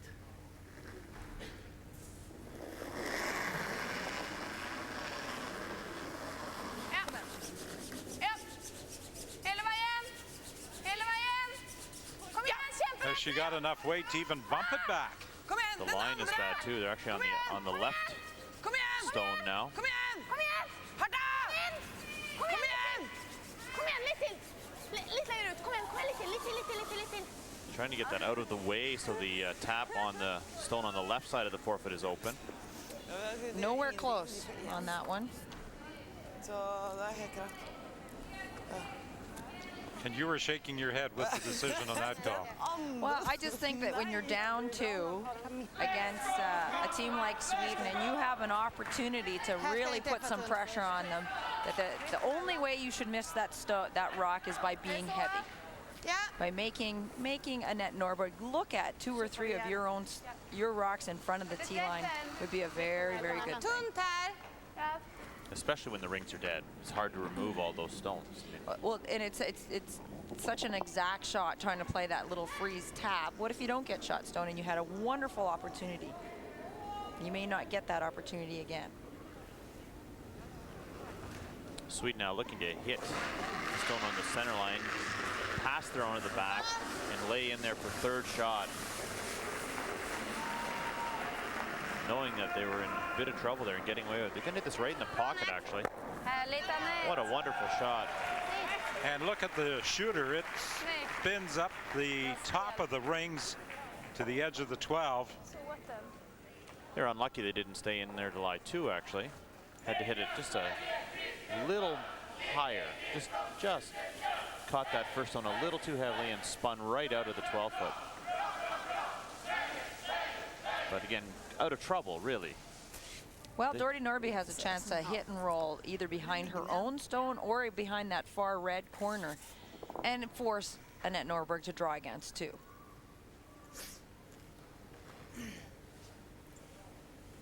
Dordy does need to stay here. Make sure needs to hit and stay, or there will be a hit for 2. Ja! Hele veien! Kom igjen! Kom igjen! Hardt! She wants just a bit of a roll. She wants to save the shooter. She has to get past her own. Oh, she doesn't get enough of the red stone, and there's a chance here for 3. Or are they just going to play a draw for 2? I don't understand this, Don. It's an open hit for 3. And really anything on the low side, they're going to score 2. No jam available. This is just a very odd call. Now they've changed their mind, it looks like. Jeg synes det er så mye så det kan spille rolig. I think they're discussing. Vad känner du själv, Annette? Rullar du in så får vi väl 3. Well, open hits have been Nordby Nordby's downfall. That's what I said at the top of the game against Canada. That is not Nordby Nordby's strength. Is her takeout game. Lynn Githmark is her hitter on this team, one that can hit quite accurately, but not Nordby Nordby. So for Annette Norberg, an attempt to get 3. If she can drive this one through cleanly, and she does. She opened the game with 3. And following the 5th end break, she comes back with another triple and takes control by a margin of 8-3 with 4 ends left.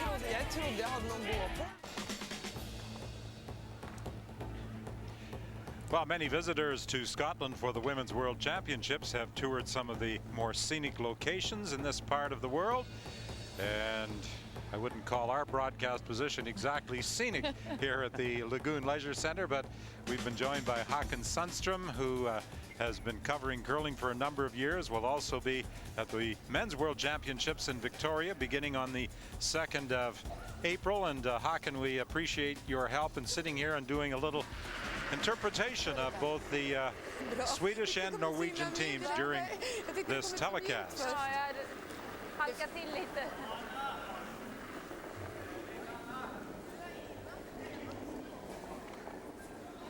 5 up. You won't see any more guards from Team Sweden getting the last 4 ends of this game. But you know, we saw the open miss by Nordby Nordby in the round-robin game between Canada and Norway. A couple of open misses by Nordby Nordby resulted in Canada coming from behind to win the game on an extra end, getting 3 on the 10th end to tie.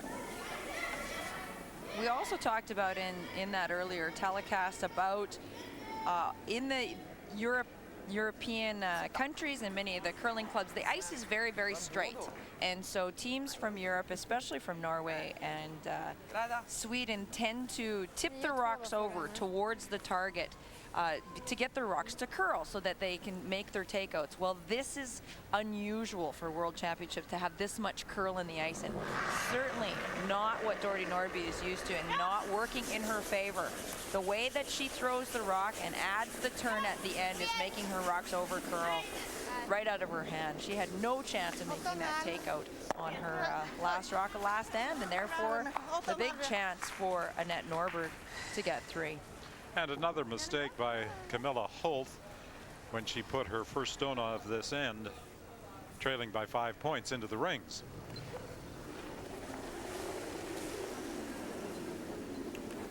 She has struggled all week, and especially today did not play well against Canada, and is struggling with draw weight here too.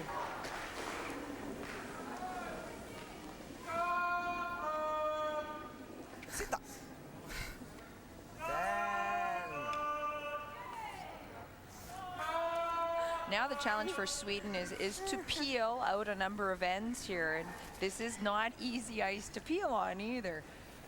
What we've seen earlier is that this will start to straighten up the out on the sides where it's heavy frost. Even with the big weight, it will not move.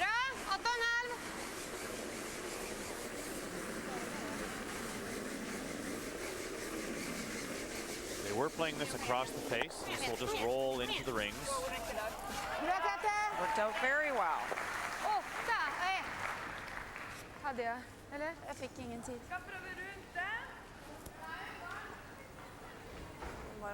Rundt den? Ja. Marianne sine køler så mye at.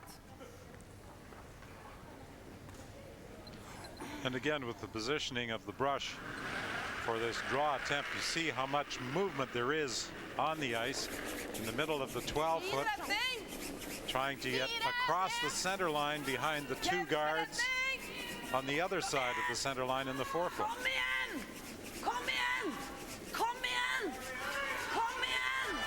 Will they get past the two red stones? No, they're going to rub.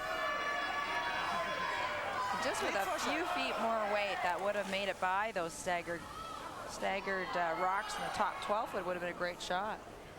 Försök då. Curlar så himla mycket där. Cleaning var det, va? Eller? Ja.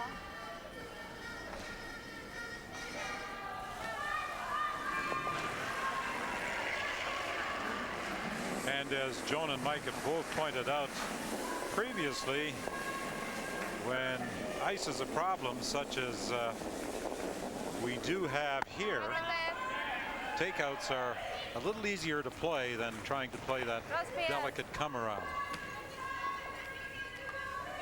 So with the stone fully exposed, Lindell was able to remove it and roll the shooter over into the edge of the 12. And again, trying to come behind those two Swedish stones sitting at the top of the rings.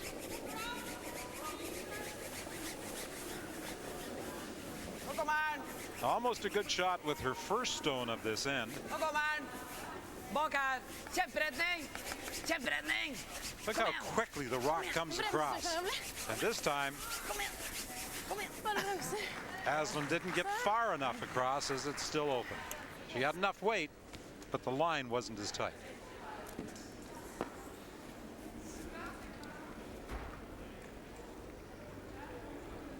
Open hit, no need to fool around with those guards, just hit and roll out even as it would be fine here for Sweden.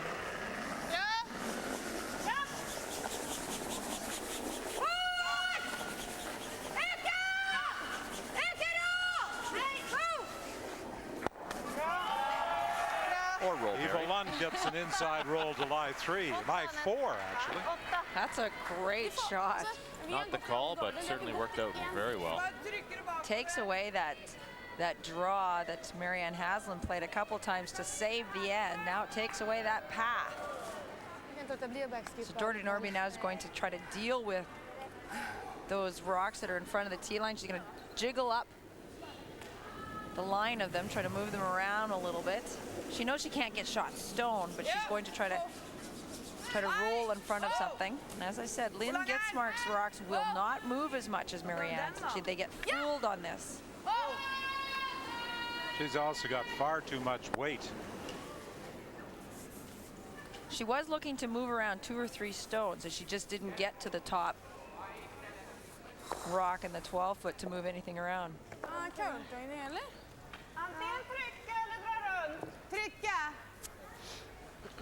Träffa lite på insida där. Ja, bara mata fram lite. Jag har ingen aning om vad jag ska för fart. 40 Question was to play the raise or come around. Vi får lite på farten, Annette, för vi vet inte. They're going to play the raise. Vänta nu, jag ska tänka efter. 55. Stone over in the left-hand side looks as though it could be biting the 12-foot. Danger here for Sweden would be to stagger the stones at the top 12-foot again and allow Norway to come around. You know that Jordy Nordby is going to ignore these stones and try to make a draw, make a come-around attempt. Right now, it's the only way she can save the end is try to come around these rocks in the top 12-foot and use them as guards. That actually gives a backing to her draw that she'll play to try to save the end. Jag trodde faktiskt att det inte så gå så långt. Bra, Eva. Jag vill hämta is mycket längre ut med Annika. Ja.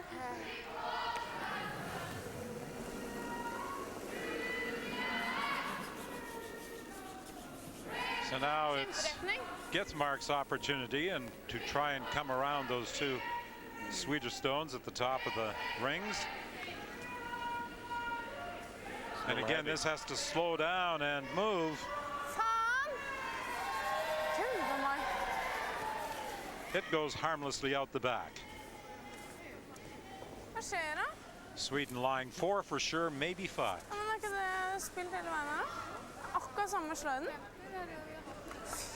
Vänta, du ska ha mindre.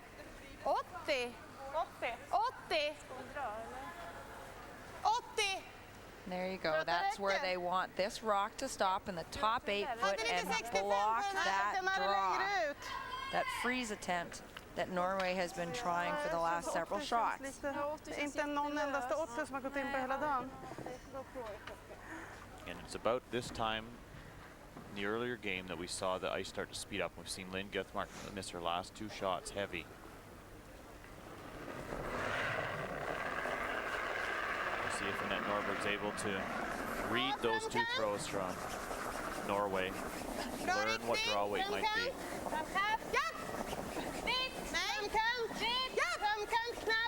One of the differences with Sweden and Norway, it appears they're attempting to use the sweepers almost immediately rather than wait for the rock to make a move before jumping on it. Well, the sweeping is just virtually ineffective in the last quarter of the stone's path down the ice because of the conditions. So if you were going to make a difference, it's early.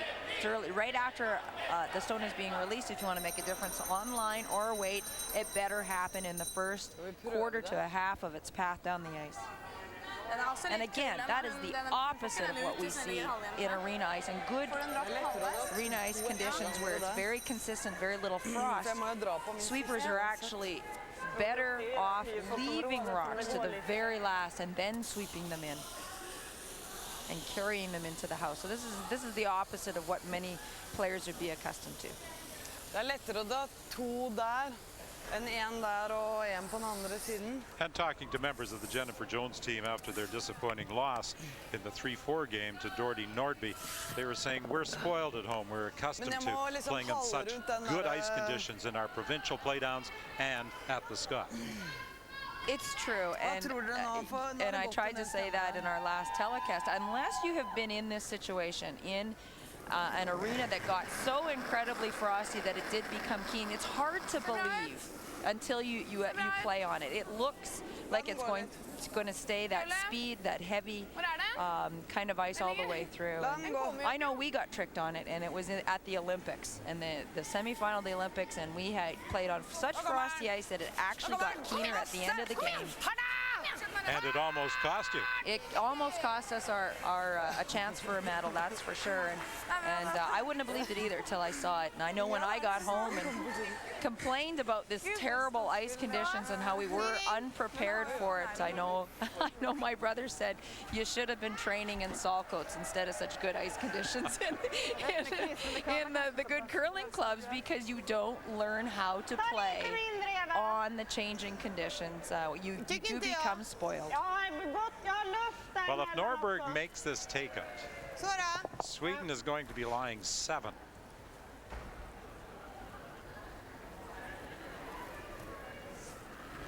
But of course, she'd like to roll away and force Doherty to draw again. Or maybe after Doherty's wide open miss on a takeout on the last end, maybe she wants her to hit. Well, she'd have a draw with backing if she's stuck right there. That's a great situation. Rolling away, making Doherty look at 6 and have no backing. That's a wonderful position for Sweden to be in. Especially up 5.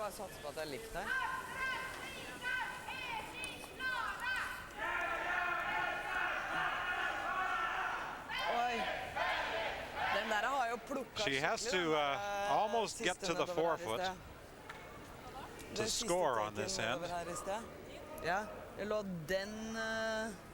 And she's not in a very good position. If she scores 1 here, she relinquishes hammer and will be down 4 with 3 ends remaining.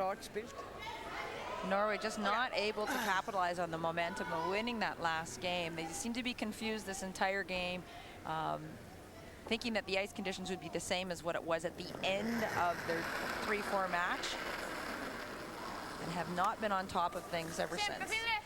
So the final stone of N7, Doherty Nordby trying to draw against 6.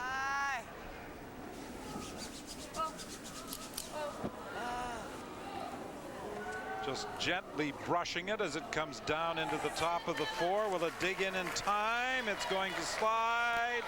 Ooh, it's going to be a score of 2. The Yellow Rock just out counting the Redstone sitting fully in the 12, so it's a steal of 2, and it's now a 10-3 Swedish lead over Norway in this World Championship semifinal. Well, tomorrow we've got the 2005 Women's World Championship final, and it is going to be Cassie Johnson of the United States, probably against Annette Norberg of Sweden. I think I can safely predict that it will be a rematch of the Page 1-2 playoff game won by the United States. And it would be the rubber match as far as their participation in this year's World Championships here in Paisley is concerned, because in the round robin, Sweden victorious, and in the 1-2 Page playoff game, the United States prevailed. And if that Page game is any indication as to what the final might be like, it was a very, very exciting game, very well played, where the United States stole the win. 5-5 coming home, and Norberg missing her draw. It was a very, very entertaining game. Well, this game may be lopsided at 10-3, but in 1983, I recall doing a Women's World Final in Moose Jaw, where Erika Müller of Switzerland defeated Norway 18-3. And that was before the free card zone. Oh my. Oh my. Ja, men Camilla da. Camilla's struggles continue. Godt spillet! She wanted that rock to be a guard.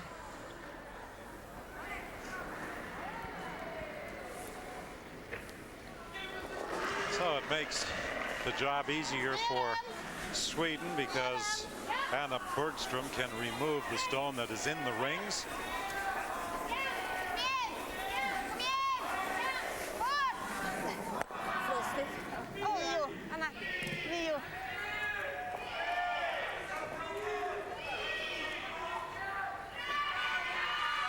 Again, Doherty is calling for a corner guard.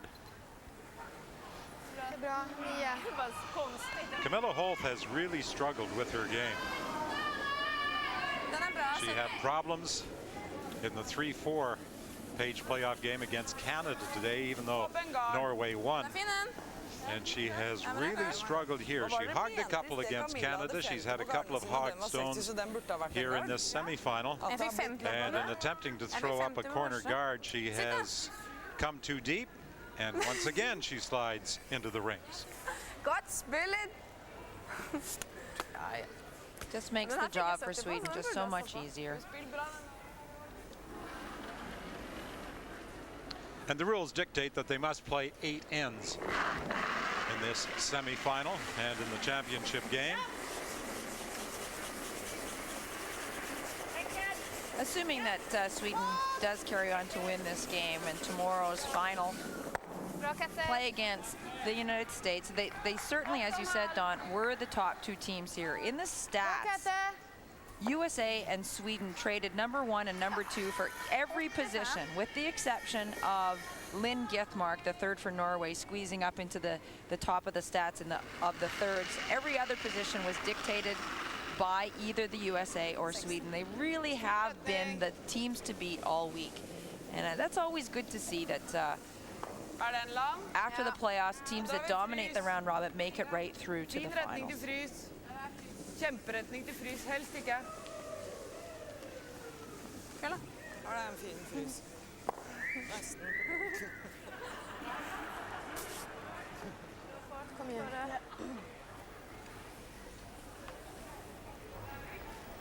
A 3 in the opening end, a steal of 1 in the second. And then another big 3 on the 6th end, and followed up by a steal of 2 on the 7th. And that's the reason Sweden is on top of Norway by this lopsided 10-3 margin. Plus the fact the Swedes have been making a lot more shots. Despite the lopsidedness of this score, this is important for both of these teams to learn from each other. They will play each other again in a very competition at their big competition, their Europeans, which are held in December, as well as, of course, the Olympics next year. It's very likely that these would be the teams representing the countries that will be in the 2006 Winter Olympics in Torino. Another hog rock, this time by Marion Haslam. Sorry. Det var 4 blank, fikk jeg.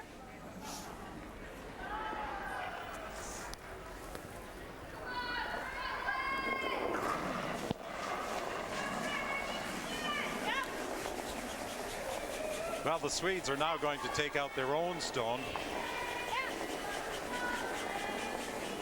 Or at least attempt to, and they do.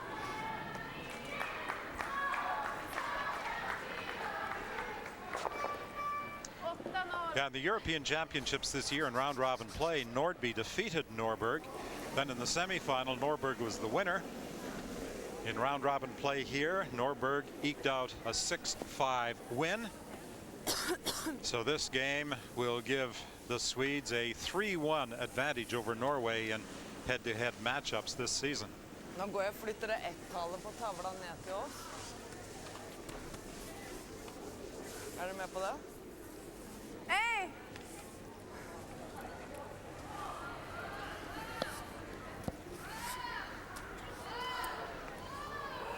Hva var det? Jeg synes den var løs.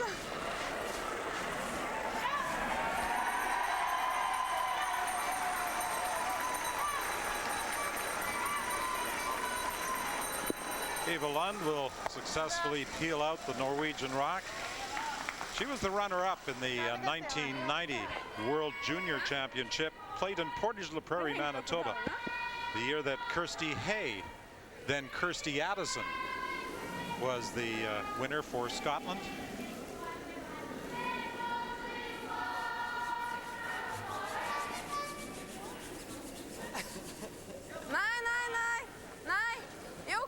Well, we suggested at the start of our telecast that Annette Norberg, disappointed at the loss in the 1-2 game to the United States, would certainly be out for revenge big time.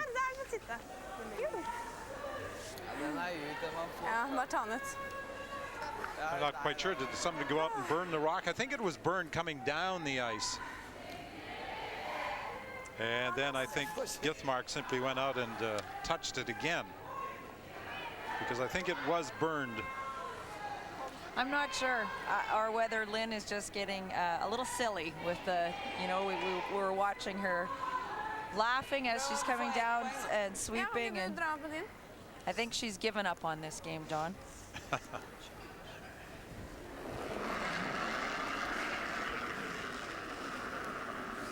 For all intents and purposes, this game was over after 6, really. Well, you know, the numbers don't lie, and Norway as a team is only at 51% here in the 8th end, and that again, not going to win you very many games, and particularly when you're playing against a good team, tough team like Sweden.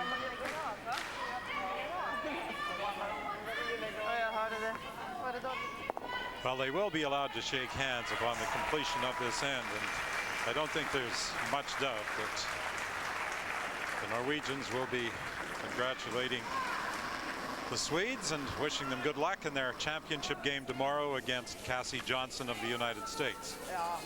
En gard der. Kom igjen. Kom igjen.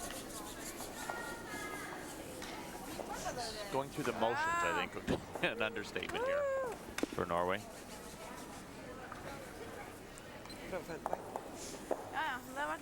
Said great confidence boost for Sweden after a tough loss to come back and play so well. Made enough important shots in this game to take control early and held on. And I know they'll be looking forward to this game tomorrow against the U.S. Well, they got off to such a great start in this game, scoring 3 on the opening end.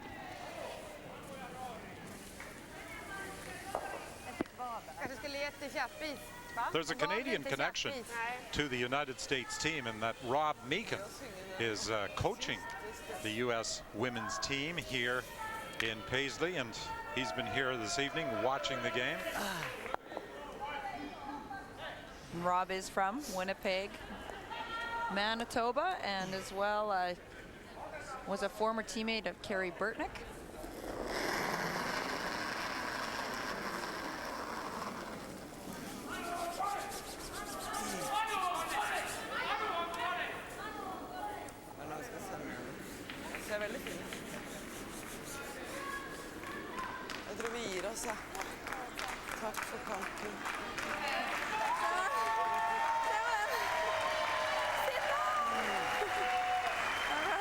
So Sweden moves on to the championship game.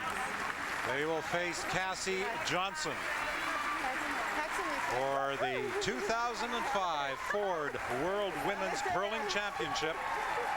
And you'll see that game tomorrow on CBC television at 10 o'clock. Nordby Nordby and her squad from Norway, who defeated Jennifer Jones earlier today in the Page 3-4 playoff game, out of the competition with a decisive loss at the hands of the team that was tops in round robin play, Annette Norberg and her squad from Sweden. 10-4 is going to be the final score as the Swedes celebrate their victory at center ice here at the Lagoon Center in Paisley.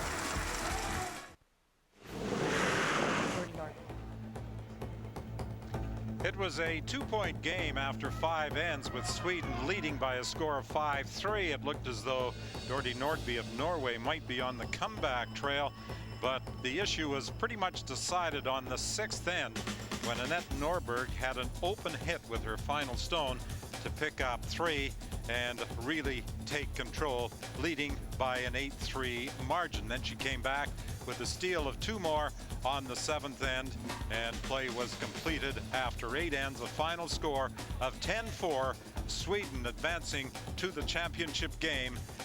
In the 1-2 Page playoff game, Cassie Johnson of the United States, the winner. She was awaiting the winner of this one, and it's going to be a rematch of that 1-2 Page playoff game.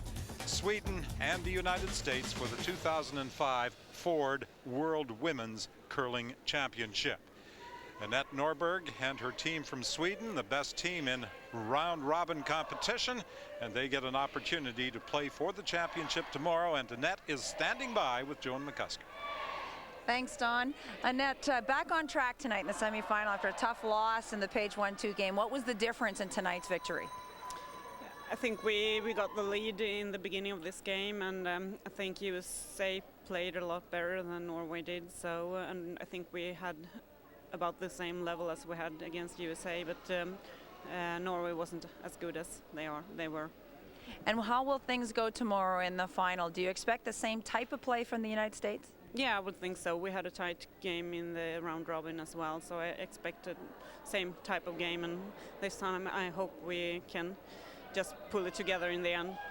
Well, congratulations and good luck in the final. Thank you. Back up to you, Don.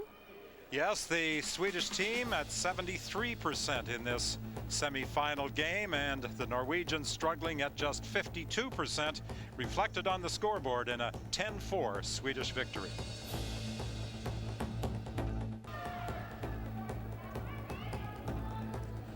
Well, a victory celebration for Annette Norberg and her Swedish teammates. A convincing 10-4 semifinal triumph over Nordby Nordby of Norway, and the opportunity for a rematch with Cassie Johnson of the United States in the women's final. I think they're looking forward to that game. Well, Sweden really had an easy time of it tonight with Norway. I would not expect that when they play the United States, but it was a game that they controlled. The Page 1-2, they've had a lovely round robin. They do want to finish things off. They will be tough to beat tomorrow. Cassie Johnson and her teammates from Bemidji, though, have been very impressive. Their only loss during round-robin competition was at the hands of Sweden. Well, the great thing for them is they're so young. They know they're going to have a chance to come back here again. They're the Olympic team. They have so much to look forward to. Young and fearless. We saw what a Great combination that was at the Scott Turner Hart. So many young teams coming up big. They have nothing to lose tomorrow. The pressure is on Sweden, 11-0. The team that's been here year in, year out with a great record behind them. So I think the USA are going to come out very relaxed tomorrow and have a great chance. Well, Nordby Nordby is pretty confident that she'll be going to the Olympic Games in Turin. Cassie Johnson and her team from the United States know that they'll be going. Annette Norberg will probably be representing Sweden as well. But it's Sweden and the US in the World Championship tomorrow here in Paisley, Scotland.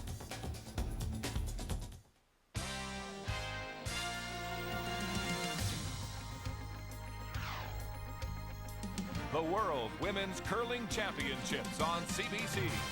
Brought to you by Ford. Built for life in Canada.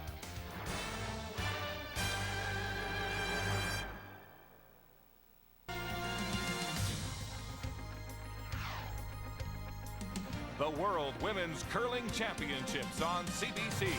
Brought to you by Tim Hortons. Roll up the rim to win. By the original Strauss Heart Drops. Trust the tradition. And by Karcher.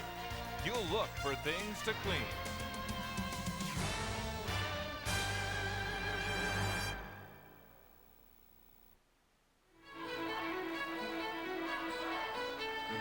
At 10 a.m. tomorrow morning Eastern Time on the full CBC network, it's the 2005 Ford World Women's Curling Championship featuring Sweden and the United States. The top two teams in round-robin play, Sweden 11-0, the United States 10-1. The United States the winners in the 1 versus 2 page playoff game today.